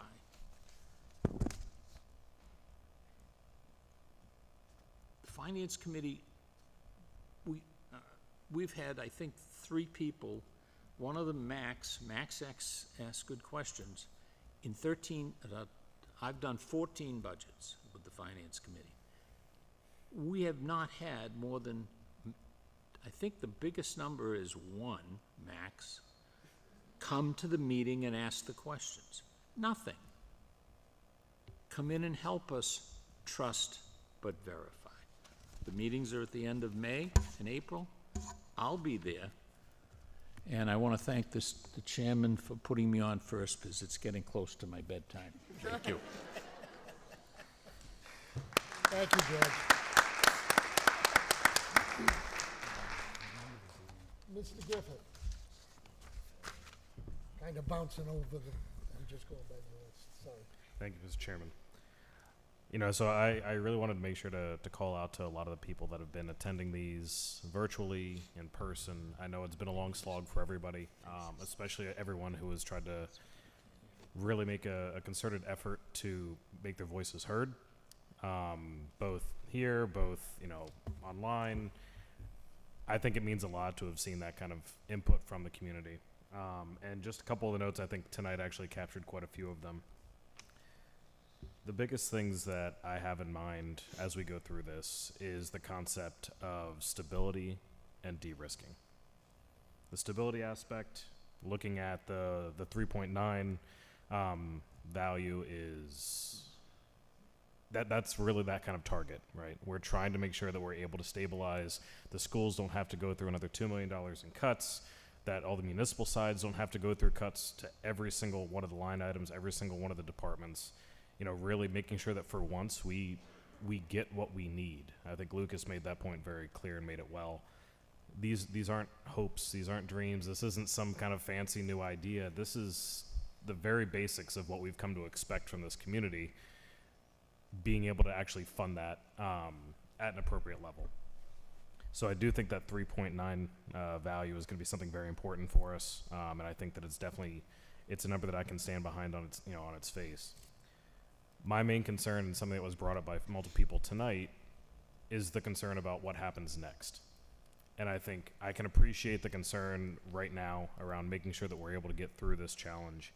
But I do want to make sure that we're not doing that knowing that we may very well be back here in a year, knowing that we may have additional challenges, knowing that there is uncertainty, right? I think Jamie said this really well, where he hasn't continued putting out the budget numbers because we don't know. We don't know if it's going to be that bad. We don't know if they're going to come back with different numbers. And that's just the nature of it, right? I think it's a good indication of just how challenging all of this is. But at the same time, my thought is that if we don't know, having some kind of safety net, especially given what we're walking into, what, the challenges that we may be facing, having some kind of safety net that we put before the voters and let them decide on would be a good way to provide, that de-risking behavior here. So I think the idea of being able to say 3.9 is critical. We've done, I think, a lot of messaging on that front. I think there's a lot of, people have been able to coalesce around it, and I appreciate that. But I think providing the opportunity for voters to have a say, beyond those of us up here. I know this is advisory. I know town council is, all duly elected, but really looking at the overarching community and saying, what are your thoughts on providing that additional safety net above and beyond, as an additional question? That's really kind of where my thoughts have come through all this. So thank you. Thank you, Paul. Councilor Chandler. Through you, Mr. Chairman. Thank you, everybody, for coming. A lot of you people have watched all these meetings, and you know that I personally have been very adamant about the 3.8. I truly believe that that is our best chance. And we've all been saying for the win. I don't want to steal Lucas's line. Okay, so let's be honest right now. I'm looking at all of the municipal department heads over here. I can honestly say that they're all on board for the 3.8. And if someone isn't, please stand up. I think they're on board. Okay, and I appreciate that. It sounds like the superintendent's on board with that number too. So what really worries me right now, this is my biggest fear, okay? If we do a pyramid, which people made great points, tonight, all of a sudden, on the 1 yard line, do we get divided again? We're divided. I have a week before I vote on this. A week. But with the number and the date, and we can't be divided because a pyramid, if that gets voted in tonight as a recommendation, you could tear the council apart next Wednesday. It could be a 5-4 vote. And then nothing's going to pass. We won't be united. It will be awful. It will be awful. So there's my biggest concerns about changing things at the last second here. Again, you make great points, but I think for right now, the 3.8 can be passed. And, we haven't passed anything since 2007. So I think a lot of us have done a lot of work on this. And we have come together. This council, this group of people, we've come together more than any other override that I've ever seen. So please keep that in mind. And I don't want to say this last piece, but I think a lot of old Franklin could feel ambushed that we're changing the numbers at this point. So please don't take that personal. That's just what I'm going to see when people start talking about this. So please keep that in mind. And thank you, everybody, for coming out. I appreciate it a lot.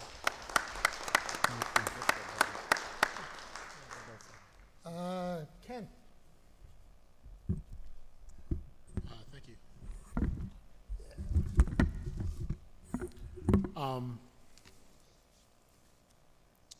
So my thoughts.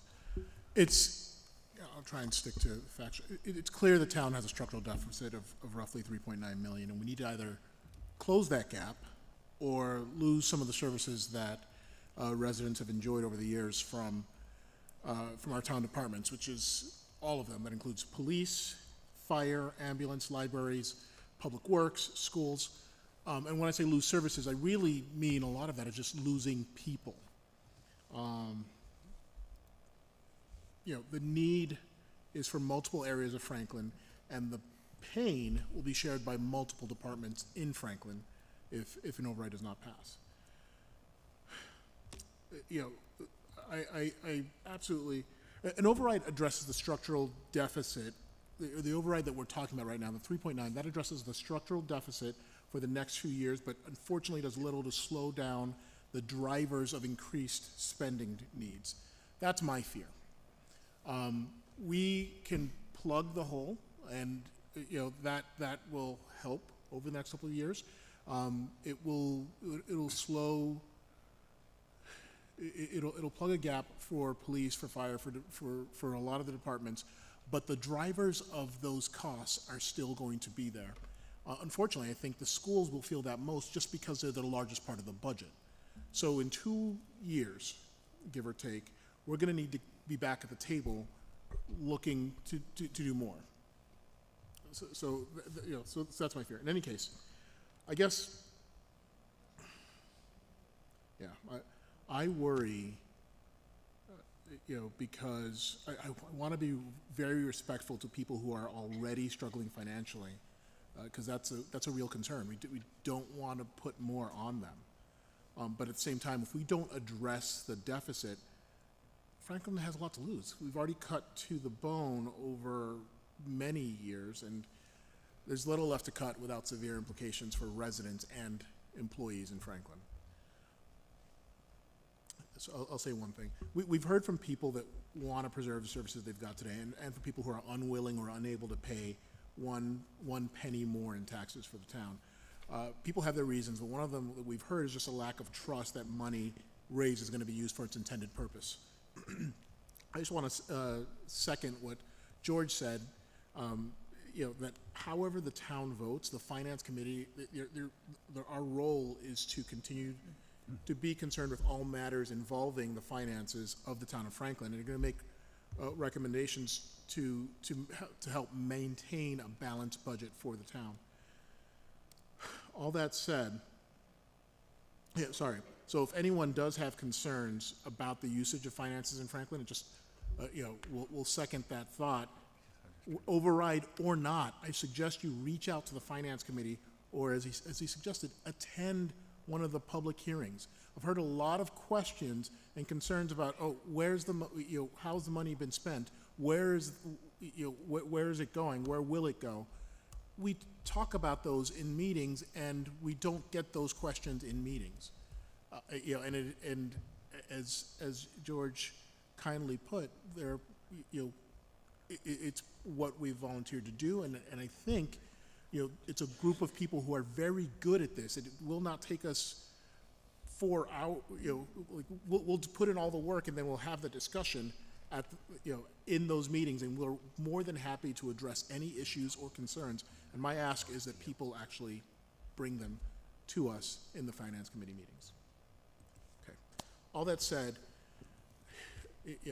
I believe that we need at least that $3.862 million override. I agree with the concept, with the idea of having an option for something greater and having the town decide. I think that makes sense. But I also agree, maybe in addition or perhaps even instead, with keeping the JBSC together, or just having a group that's thinking about what comes next. How do we prevent this from happening again? How do we make sure that we are not riling up the town, getting all of these concerns again in 2 years when we're in a similar position? Because some holes will be plugged, but some of those plugs are going to drain a little faster than others. And so, in 2 years, we may be doing this again, and it may be just the schools, or it may be just DPW. And I don't want us to get into that situation. So frankly, that's my fear. Thank you, Ken. Ruth Ann.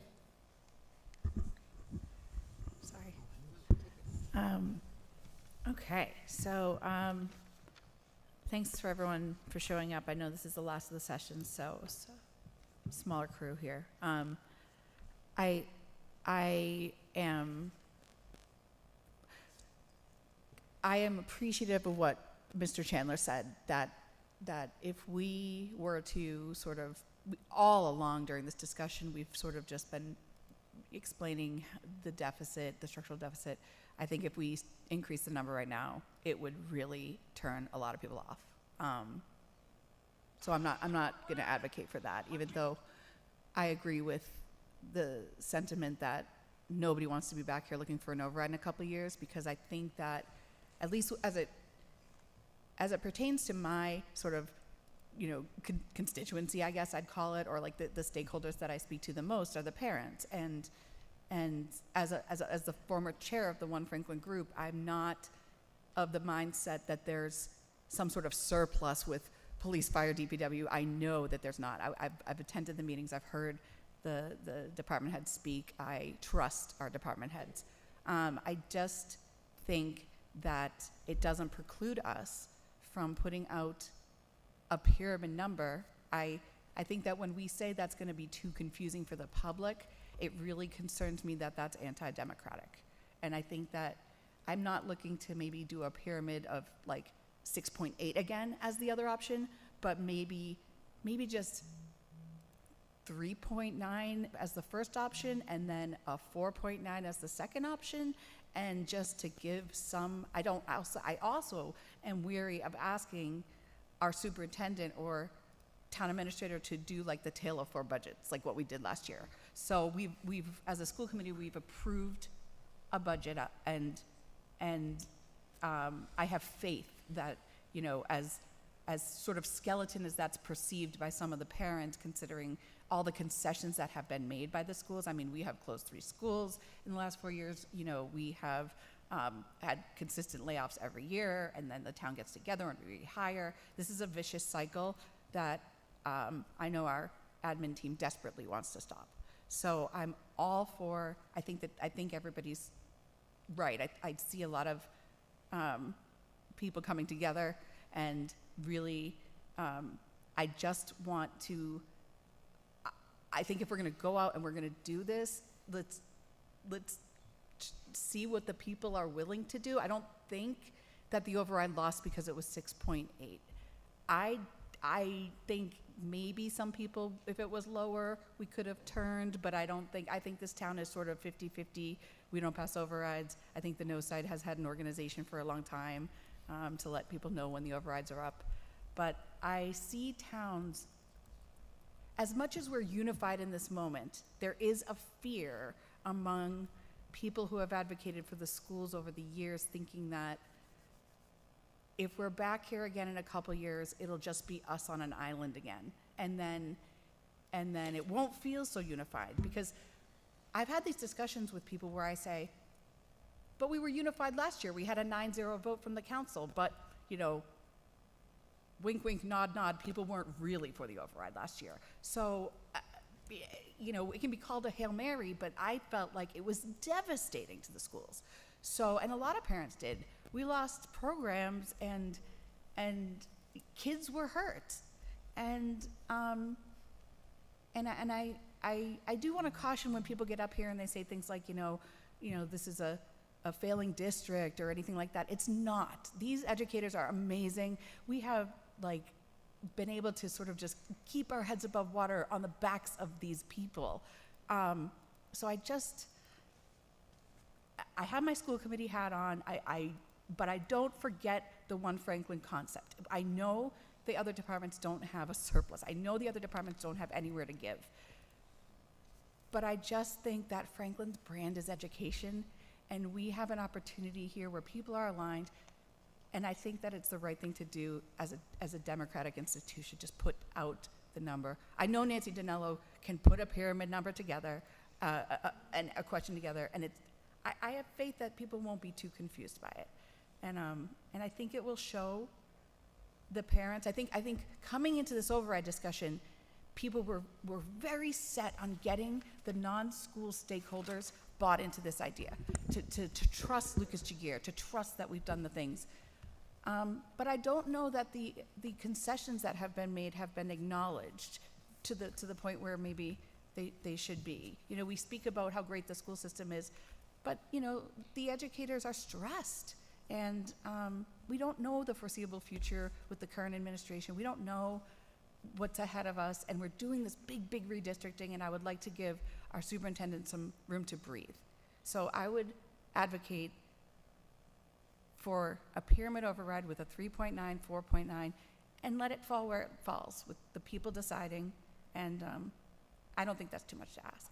And I think it will show that the town's sort of wrapping our arms around the schools a bit as well, if we do something like that. And maybe it's, you know, we don't have to be so nuanced about it. I don't want Lucas to have to do the tail of our budget, so maybe, you know, $500,000 goes to a fund that we trust the superintendent will use for good purpose, and the other 500 goes to the municipal side to use for, you know, facilities, upgrades, anything that is important.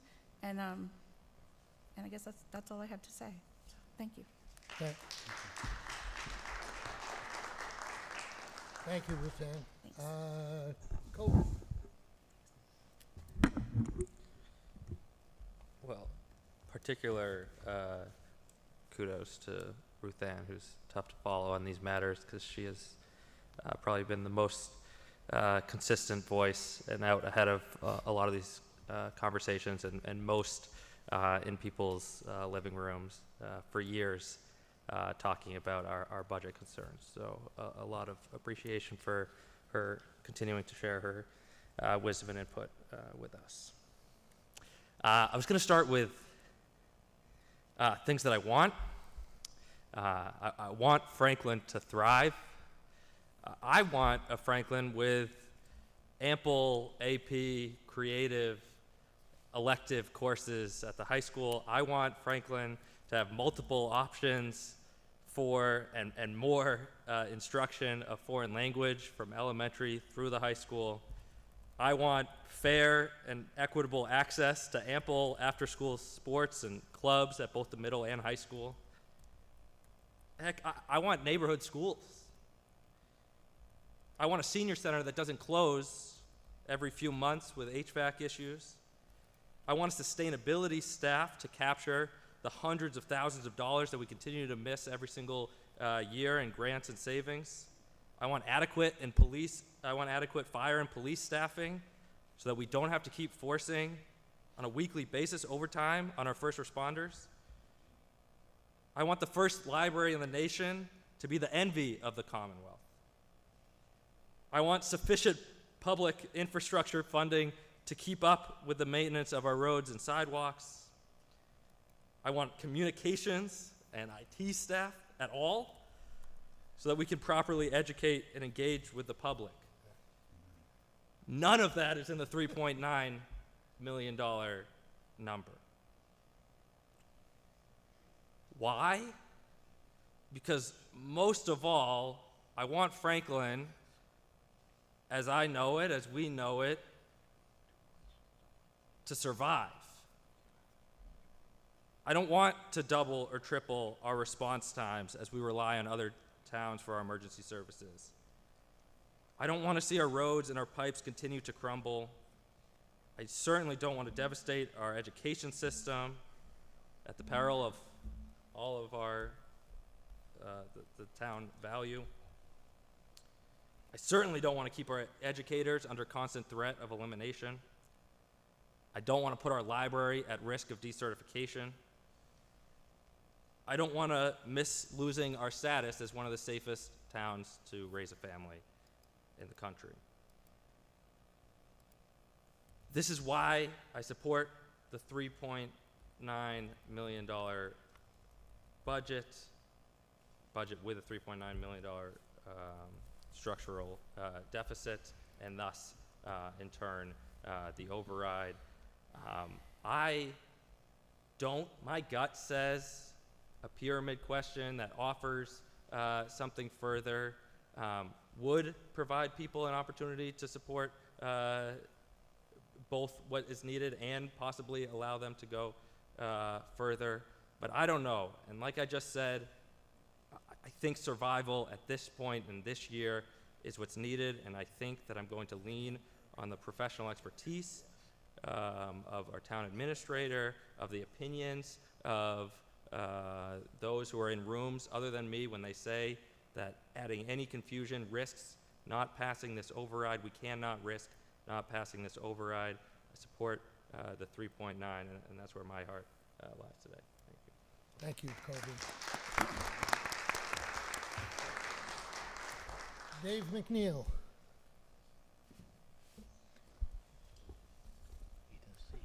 Thank you, Mr. Chairman, through you. First off, I'd like to thank Lucas and your entire team, Jamie, you and your entire team, for all the work that you put in throughout these past few weeks. It's been fantastic information. I'd like to thank my fellow members of this committee for showing up to these sessions. And I'd like to thank members of the public who have showed up, who have stayed engaged, and who have lent their voices along with the other department heads. These sessions have been absolutely invaluable to have this process, to listen, to learn, to get information out there, and to show that we really are all in this together. We really are one Franklin in terms of how we rise and how we fall. And we really are on a precipice here in terms of where the financial situation is. And we've seen that right now our immediate need is to stabilize and plug this hole, this $3.9 million deficit. And there's been some great points made about where does that leave us if we only plug this now, where does that leave us in the future? And as a principal, I tend to agree. It's always good to be forward thinking. That's important. But I would agree with the sentiments that have been expressed today here, that the most important thing is to fix the deficit. And that's what we need to be focusing on right here and right now. I understand as well the sentiments that have been expressed about this pyramid override concept, or the menu concept, and though I may agree with parts of that, I really have appreciated the input from members of this committee, and it's been very valuable to hear that perspective. And so I would say I think our focus needs to be just plugging the deficit and no more at this point. Just righting the ship and getting back on track. I would say maybe possibly just bring up to an even 4 and having a little extra for roads and bridges, or roads, bridges, sidewalks, as Jamie had mentioned, because there seems to never be enough in terms of sidewalks, and maybe we could all get my good friend, Councilor Ted Cormer-Ledger, to finally shut up about the sidewalks. But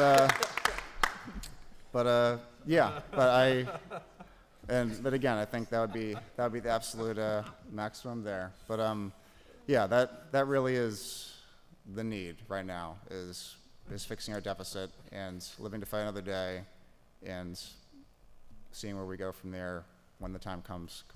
So, thank you, Dave. Thank you.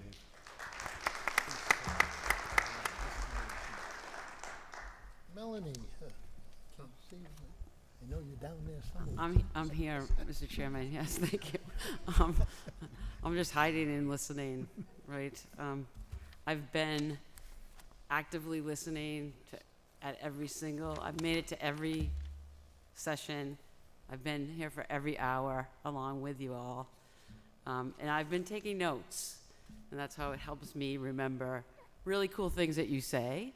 And there's a couple of things before I actually get into my notes that are all crossed off of things I wanted to say.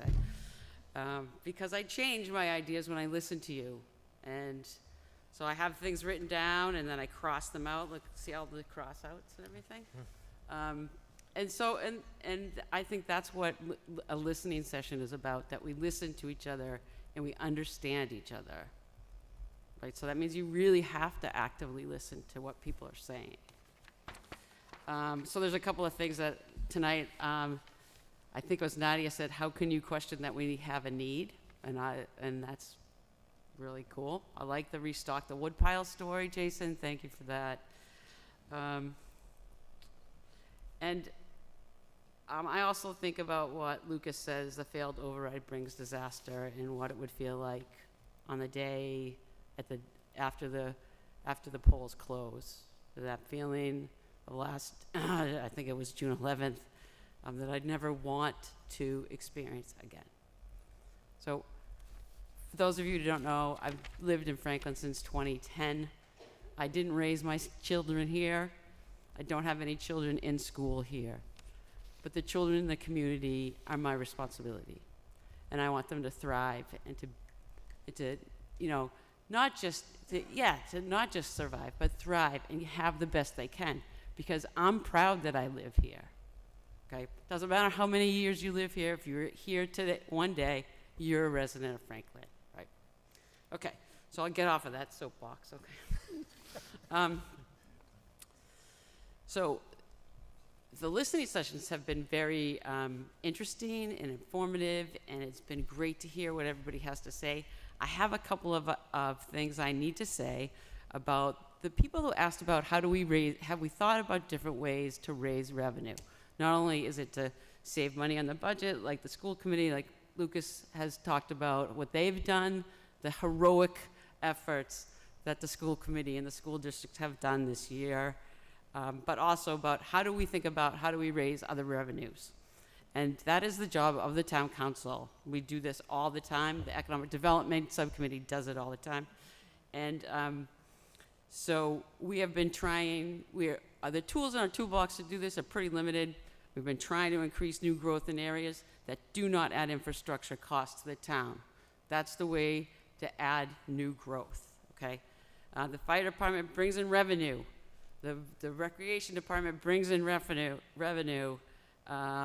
So when the school district reorganizes and there's a larger early childhood development center, that's the ECDC, everybody talks about all the time, that's what it means, in a daycare center, it could bring in revenue, right? So everybody is always thinking about how do we bring in more revenue so we can be the best we can be all the time. If our state legislators pass the Municipal Empowerment Act, that will give the towns more choice on how to raise revenue even, okay? What can you do as all the people who have been listening along with us, who are out in the audiences, write to your state reps, ask them to pass the Municipal Empowerment Act tomorrow, okay? When the town council tries to change bylaws that promote new growth, support the changes. Don't be the people that come in and scream and yell at us and say, no, no, no, we don't want it. We're trying to do it so that we build revenue in places that don't cost the town more money. Support the school district and their work that they're doing with the redistricting. And this is a big deal. I mean, like, everybody should be like shouting about how well what's happening here. Don't go in there and yell at people. Make it easier for us to make the changes. I know changes are really hard for people, but I find them exciting because we can actually make a difference when we do this. All right, so these things, of course, aren't going to plug the gap. So, but they can help stabilize the budget once it's mended. And one of the other things I've seen, I think Lucas said it really well when he says there's a coalescence, right? So there's been this coming together. I think we've all seen it. And one of the things I've learned, I said about it at the last town council meeting, the majority of people we've heard from understand if they could afford it, they would pay the money that it would take to save our services, to keep a level service. I have a sense of agreement and understanding that has provided by these listening sessions, because we've done this, so we get this feeling. People understand us. They know what we're saying. As Nadia said, like, how can you not know that we have a need, a big need? So, but I'm gonna,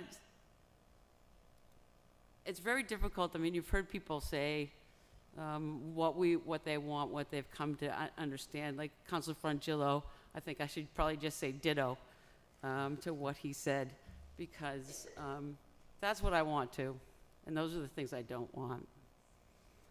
But I listened to Lucas and Jamie's opening remarks. I mean, I took notes. Let me see if I can find them. I'm going to just keep trying here to bring it to an end, but it's very difficult because this is a difficult situation, right? We're up here trying to get everybody's input. Okay, so let's see. Where did I write it? Uh-oh. But one of the things Lucas said was that, he can correct me if I'm wrong, but that he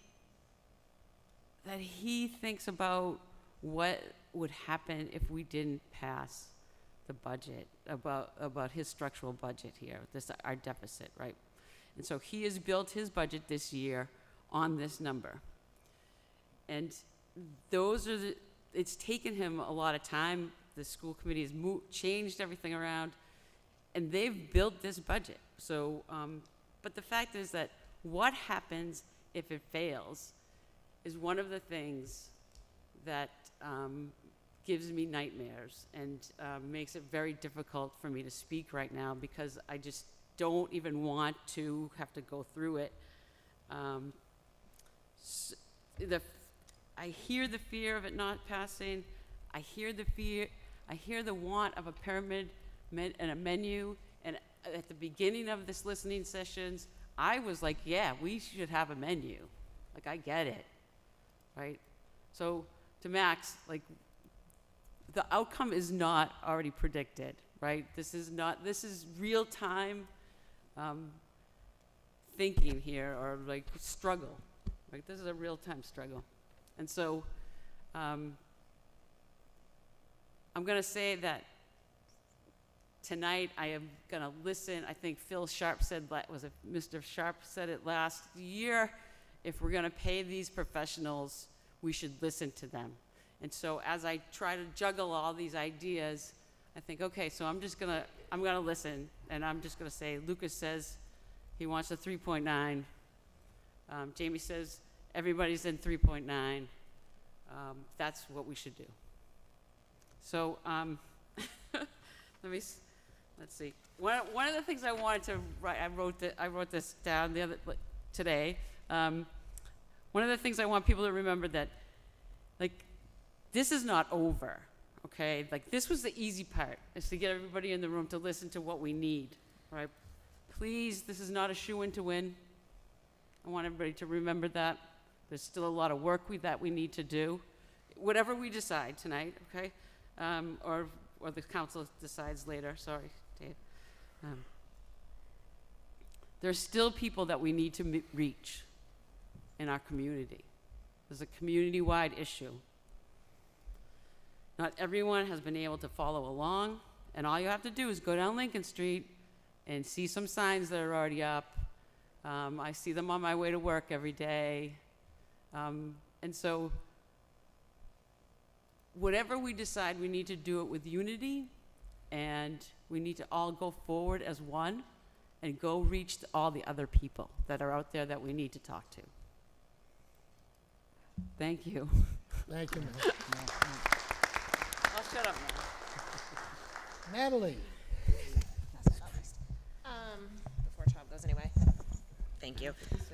I certainly personally, along with Melanie, Kobe, personally would love to give more money to the budget. Would love, I have the means to do so, and I'd love to, to be able to give more. But we just spent 6 listening sessions getting people warm and fuzzy about 3.9. Like, that's been the number that we've just given a lot of confidence to. And me personally, I just don't think it's worth throwing other things out there and creating confusion. This has to pass.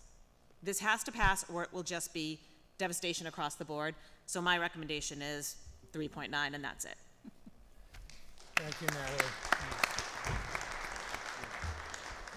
Okay, I think everybody has spoken but me. One of the good things about, or bad things about being chair, you get to go last. But I've lived in Franklin since 1949. That's pretty bad.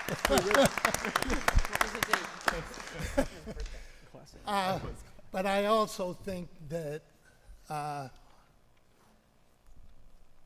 the senior citizen politically of this group, having been involved in Franklin politics for the last 35 years in one form or another, be it school or be it on the school committee, town council, building committees. I think you name it, I've probably been involved in it. Over that time period, I've been involved in almost every debt exclusion override attempts that have come to the residents of Franklin. And I think it's important. I certainly hear the messages from the people thinking about pyramid schemes to get more money. But no, the pyramid process or an additional question. And I like Melanie, and I think Melanie said it very well. We hire people like Lucas and Jamie to help lead us through these processes. And I listened to Jamie, I listened to Lucas early on, and Just early on, Tom? not in 1949. Yeah, that's okay, fair enough, fair enough. But certainly I listen to Lucas and I've listened to Jamie, and they are our professionals. They're the people we hire and put in the position to run our community, whether it be the schools or whether it be the municipal part of our community. And we have to be there to support what they're recommending in most cases. I do believe we should be doing that. If we don't like what they're doing, we get rid of them. And we get somebody in that we do support what they do.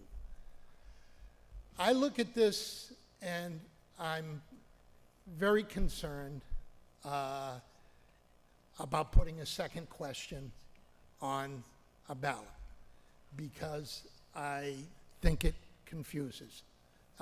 And I don't like coming in the 11th hour and changing what we've spent the last 7 months talking about. But what I will say to everybody, as long as I have a vote in town politics, the Joint Budget Subcommittee will continue to be a part of local government because I think it's a very important piece, and I think what we've done this year over the last 7 months has really brought the community together. And something that I've preached from the late 80s, early 90s when I was on a school committee, trying to get the town and the schools together, working as one. We are one town, we are one community, and we need to work together and support each other. That's what we're all up here trying to do. And we also can't forget that there are people out there that can't afford one more dollar in taxes. We have to listen to them as well. There isn't anybody sitting in this room, I don't think, that wouldn't like to see us be able to do more for the schools, more for the police. I'd like to have that third ambulance 24 hours a day. Nothing to me would be more important than putting that in place. But right now, we need a win. And you heard Lucas say it, you heard Jamie say it, and you heard fellow members of the Joint Budget Subcommittee. We need a win. What is the best way to get a win? And I believe, again, my opinion, I believe the best way to win is with a single question, $3.862 million override. And that question is easy to answer to anybody in the public that says, what are you doing with that number? Well, here's the budget, and here's every single line item, and the deficit is 3.862 million. Get behind it if you like the services that you're currently being provided. I understand next year might be, who know, I don't have a crystal ball. Jamie doesn't have a crystal ball. None of us know what the next year will bring. Never mind the next year, what the next 3 months or 6 months are going to bring. I mean, I work in an industry that just got hit with another 20% in tariffs. And I'm calling my customers saying, hey, you're now paying 50% because there was another 25 4 years ago. So those issues are also going to affect the residents of our town, of our community. Maybe not today, maybe not tomorrow, but a month from now, 2 months from now, you're going to start to see retail pricing climb. Concerns me as well, and should concern all of you. I could go on, but I'm not going to. I will just say, I truly believe the right decision to move forward with is a single question override for 3.862 million. We've heard from, I know, I hear it at the coffee shop. I hear it other places. You know, if you want to know what's going on in Franklin, go to the coffee shop. They know everything. All of them. You have to hit all of them. But the message that I'm hearing out there, there is unified support that I haven't heard in years for what we're proposing, what we've been messaging for the last 7 months. And I believe we need to go forward with that message. And understand, if we have to come back in a year, 2 years, 3 years, if we have to come back, we have to come back. And we deal with it at that point. But we need a win now. We can't afford to not pass this override. Thank you.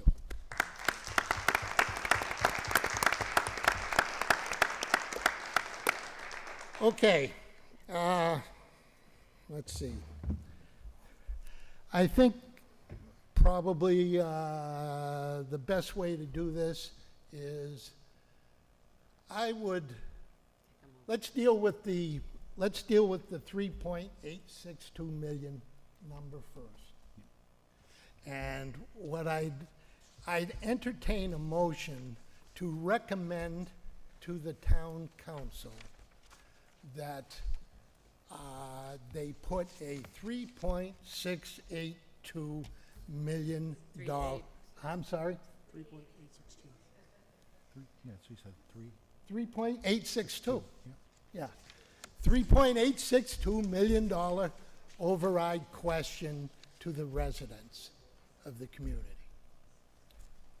I'll make a motion to move to the town council a 3.862. 672. Add in the last three numbers. I'm sorry.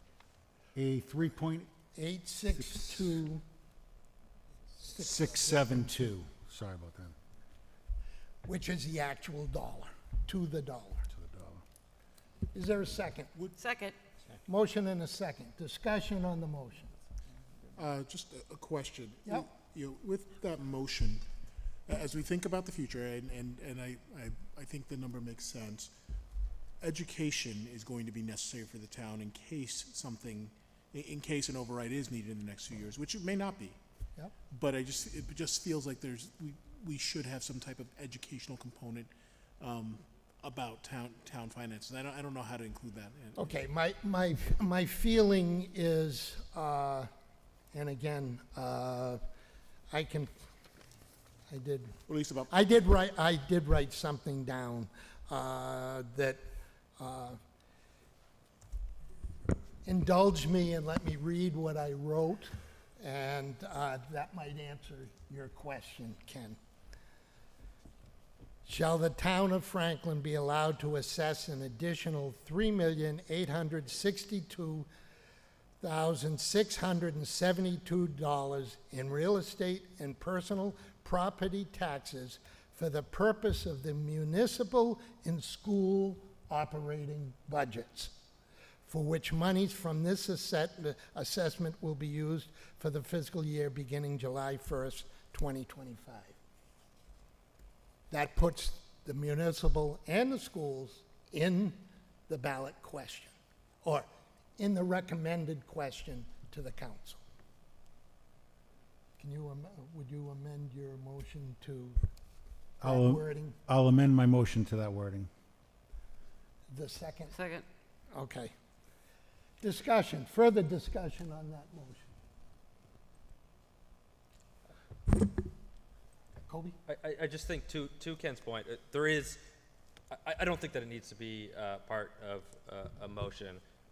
I think that there is a feeling that we need to continue to commit, as we have, to the joint budget meetings going forward, and recognize and be transparent that this patches the structural deficit of the current year, and we anticipate likely future fiscal issues moving forward. I don't think that needs to be the major focus. I do think I feel as though we've committed to continue to put our best foot forward on communicating the town's financial situation from here, and I think we have a lot of good lessons to learn, so I'm not proposing any addition to the motion, but I do think that that's an important piece of what we're doing. Yeah. Any other questions or comments? Mel? Thank you, Mr. Chairman. I just wanted to say that I agree with what Councilor Frangillo just said. We need to make sure that people understand that, you know, going forward, we may have to do this again, but, right, and we're going to keep the Joint Budget Committee together to be able to bring education and information to the public. I don't know if, maybe it doesn't have to be in there, but maybe in the description of it, in the memo to the town council, maybe we can put that in, so we have it written down. That would be great. Thank you. You can do that. Thank you, Mel. Jamie?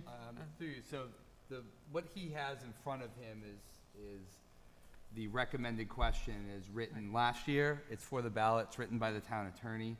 In terms of education, there will be a website. It will be very similar to last year's override. We will take Shannon's idea, I believe, and a couple of others of like educational materials. But just to be clear for the public and for who are new here, the superintendent and I, as paid staff members, are very limited in what we can do. Not just the advocacy, but we have to be very sensitive to the education that we put out, is that it's not to be perceived as to one way or another. And so it's going to be very, very bare bones information. The points that are made here by Councilor Frangillo and Councilor Hamlin are valid. We will do the best we can to do that. I think the memos that I've had so far have been clear about what's coming up in terms of debt exclusion potential and all that type of stuff. And I think we're committed to the Joint Budget Subcommittee, and I think that's a point we'll highlight for sure. And so as we move forward, we know we'll have fiscal challenges guaranteed because of the federal stuff and the state budget, but the language that's here is solely just language that's the legal language that you put on a ballot that's being recommended. Okay. Thank you. Thank you. All set? I was going to just for the record, I just want to be clear that the reason we are not going to give the public two options is not because we do not expect to need another override in the not too near future. It is because we are concerned that the residents will be too confused to answer the question appropriately. And I don't think that's. I would say that. I think it's worth discussing what the professional. Yes. Okay. You finish. Address your question through the chair, please. Ruth Ann, you finish what you were saying. It comes as a professional recommendation, but it's about, I just wanted that to be for the record, because I don't think I want people to think that that's all we perceive we need. Yeah. So I just wanted to say that. Thank you, Ruth Ann. Natalie? Yeah, and I just want to clarify that I was not because of confusion that I didn't want it on there. I don't want additional questions. You just told me for 6 sessions that I needed 3.9. Why are you asking for 4.9?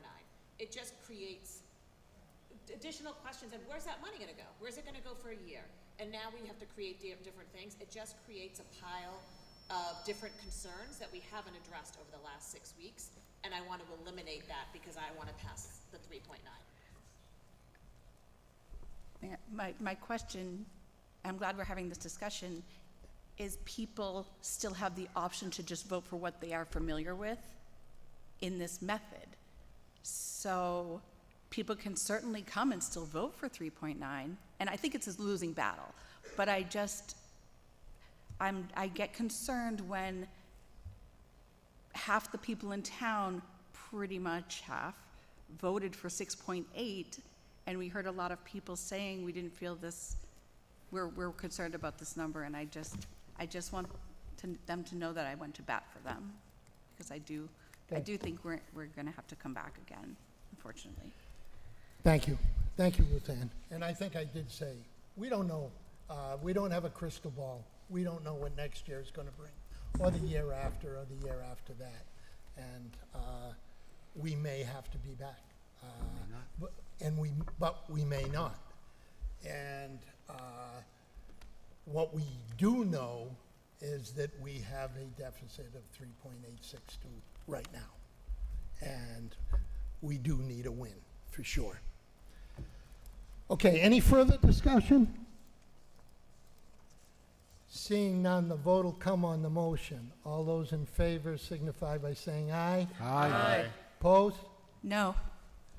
Okay, the ayes have it. One no. And the next piece would be when? Sorry?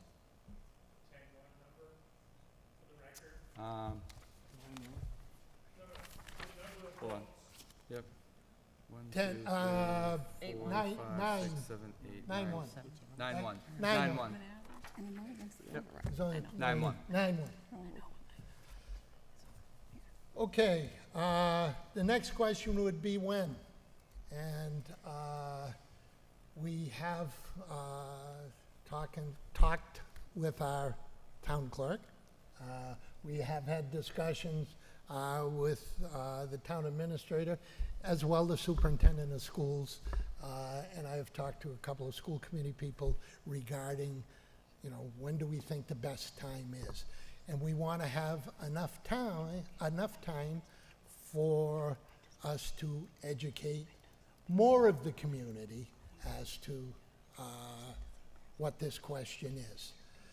So the date that we are looking at, and again, we can be convinced to change it if you so choose, was Tuesday, June 3rd, which is still while kids are in school, everybody's around, nobody's left on summer vacation yet or gone down the Cape. So that's a date that we've talked about. Does anybody have any suggestions for other dates or for another date? No. I don't see any. So I would entertain a motion to recommend to the town council that the proposed override would go to the residents on June 3rd. So moved. Is there a second? Second. Motion and a second. Discussion on the motion. Seeing no further discussion, the vote will come on the motion. All those in favor signify by saying aye. Aye. Opposed? 10-0. Motion carries. Okay. Is there any other business for the Joint Budget Subcommittee as we sit here tonight? Adjourn, besides adjourning. I just want to, once again, indulge me for a second while I once again say thank you to the Joint Budget Subcommittee who have given an enormous amount of time to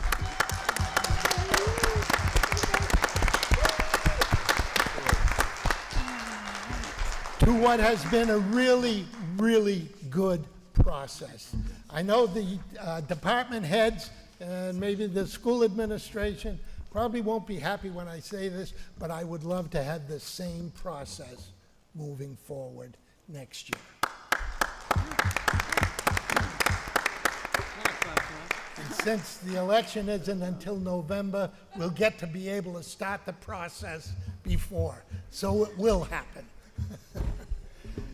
Okay, I would entertain a motion to adjourn. Motion to adjourn. Motion to adjourn. Non-debatable. All those in favor signify by saying aye. Aye. Opposed? Motion carries. I know.